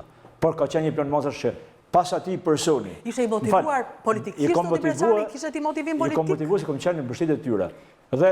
Dhe shpeshherë që i nxjerrin në telefon ka përdorur forcën policie, ka përshtojnë nga policia e shtetit, duhet pa jo gjithmonë fotoja që del kur godet policia, po edhe kur godasin policin. Por duhet të them për ngjarjen që më ka pas ndodhur, sepse jam i përgatitur që mund të ma thotë dikush dhe ja kthan kësaj në komente, që ma thotë. Edhe po ta them, në plan masave pas personit që ka kryer vrasjen, ka qenë oficeri i policisë shtetit, se bashku me një tjetër, që se kanë kryer detyrën siç duhet, o bën analiza vrasjes. Se bëhet analizë, policia ecë me plane masash, me parime, analizojnë çdo ngjarje, çdo aktivitet kriminal. Dhe ai punonjës policia ul nga grata dhe sot ndërton një nga komisariatet më të rëndësishme. Si një që bëjnë 2, policia do të mbrojë rendin. Duhet apo s'duhet, ai do mbrohet. Nuk ka çmim. Po, do mbrohet duke mbrojt policin në radhë parë. Jo duke mbrojt me llafe, po duke mbështet në terren. Çfarë do grade të kesh, kur nuk të hecën puna, kur ajo ngelet në vend, kur ka probleme që nuk zgjidhen, duhet me domosdo titullarët jenë polic, bëhen polic, duhen apo s'duhen, nuk vlen gradat fare, duhet dalin gjithë në terren që të luftojnë krimin deri në maksimumin e mundshëm, natën edhe ditën. Pra duhet mbështet polici se një police dhe një polic nuk mund të amunin ndot një band kriminale që lëvizin në kam apo me makinat vogla. Fakti është i tillë i këtyre viteve të fundit që shteti ka treguar vëmendje të posaçme në trajtimin financiar dhe në mbështetjen materiale të policisë. Ky është fakti. Nuk mund të pretendojmë tash që të pesfishohet rroga e një polici, po 5 vitet e fundit, shteti ka treguar vëmendje të veçantë. E mbyll me Klodin, sepse më kërkojnë linjën për në studion e lajmeve. Shkurtimisht, Rudina, e di si e shikojnë kështu mesazhe me Klodin? Në fakt ka pafund pyetje për zotin Loka, po ai tashmë është larguar, kështu që nuk kam si ta pyes. Do t'ja forward në telefonin e tij, por që një polici të jetë efektive nuk duhet të ndihet e tradhtuar. Çfarë nuk kuptoj unë me tradhti? Spari shikoj si problematike emërimet politike. Në momentin që drejtues të lartë të policisë emërohen me një telefon për interesa dhe konjunktura politike, kjo e dërmon besimin e çdo punonjësi të thjesht policie. Së dyti që një punonjës policie të punoj dhe t'jap shpirtin në atë që bën, do duhet të jetë i motivuar. dhe kur them të jeti motivuar në të gjitha drejtimet e mundshme, si nga ana financiare, nga mbështetja, siguracionet, shëndeti, do më thonë në çdo moment që ka nevojë të ndjej mbështetjen e shtetit. Pa diskutim pajtoj me zotin Quko që thotë që ka patur disa përmirësime pagash, por unë mendoj që nuk janë të mjaftueshme për të patur një polici kompakte dhe të fortë përballë krimit organizuar, i cili po e shtresëzon intensitetin dhe po ngjitet me hapa galopant dhe po ecën shumë më përpara policisë së shtetit. Dhe realisht, e di që më ndodh Rudina, shpesh na vinë në WhatsApp-et tona njoftime zyrtare të policisë që flasin për punonjës policie të arrestuar për 5.000 lekë të vjetra, punonjës qarkullimi. Dhe ndonjëherë sinqerisht më vjen keq edhe turp një herë azi që ne akoma bëjmë lajme tilla, sepse unë nuk mendoj që janë ata e keqja e këtij vendi. Unë mendoj që ata janë të dërmuar që kanë shkuar deri në atë pikë dhe pranojnë rrushfet në shuma të tilla. Unë mendoj që ata janë të tradhtuar dhe shumë syresh janë tradhtuar. Nëse shteti e mbështet punonjësin e policisë, nëse shteti e mirë paguan, e motivon, unë mendoj që atëherë kemi një polici të fortë përballë kriminalit. Unë të falenderit, Klodi, që punuam bashkë gjithashtu për këtë emision.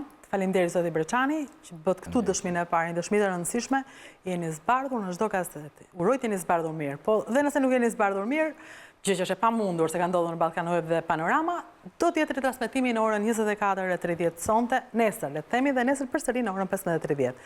Faleminderit që erdhët nga Elbasani, do të thoni prapë Elbasan sot? Shkojmë Peqin. Në Peqin. Se tradhtohet. Ku është ajo fabrika që tha ty që Kush fabrikë? Ku punonit ju? Në Elbasan. Në Elbasan, jo në Peqin. Po, fabrikë çimendit. Ajo fabrika model. Po. Më bëjmë reportazh atje. Mirë se të vi. Faleminderit zoti Quko. Kënaqësi që ishim bashkë. Zonja Esma Malushi, faleminderit që na ndoqët, faleminderit që erdhët, faleminderit që folët. 15 vjet pas humbjes së bashortit tuaj. Faleminderit ju. Të nderuar televizionistë, ishte ky emisioni, ishte dritarja e parë në News 24 këtë të martë. Ishte një kënaqësi e madhe për mua të punoja me një grup i cili punon bashkë për cilë jo vetëm lajmin të parët, por edhe komentin të parët. Mezi pres të hap shumë dritare në News 24 çdo të martë në orën 21. Linja për lajmet, ritakojmë të martën tjetër.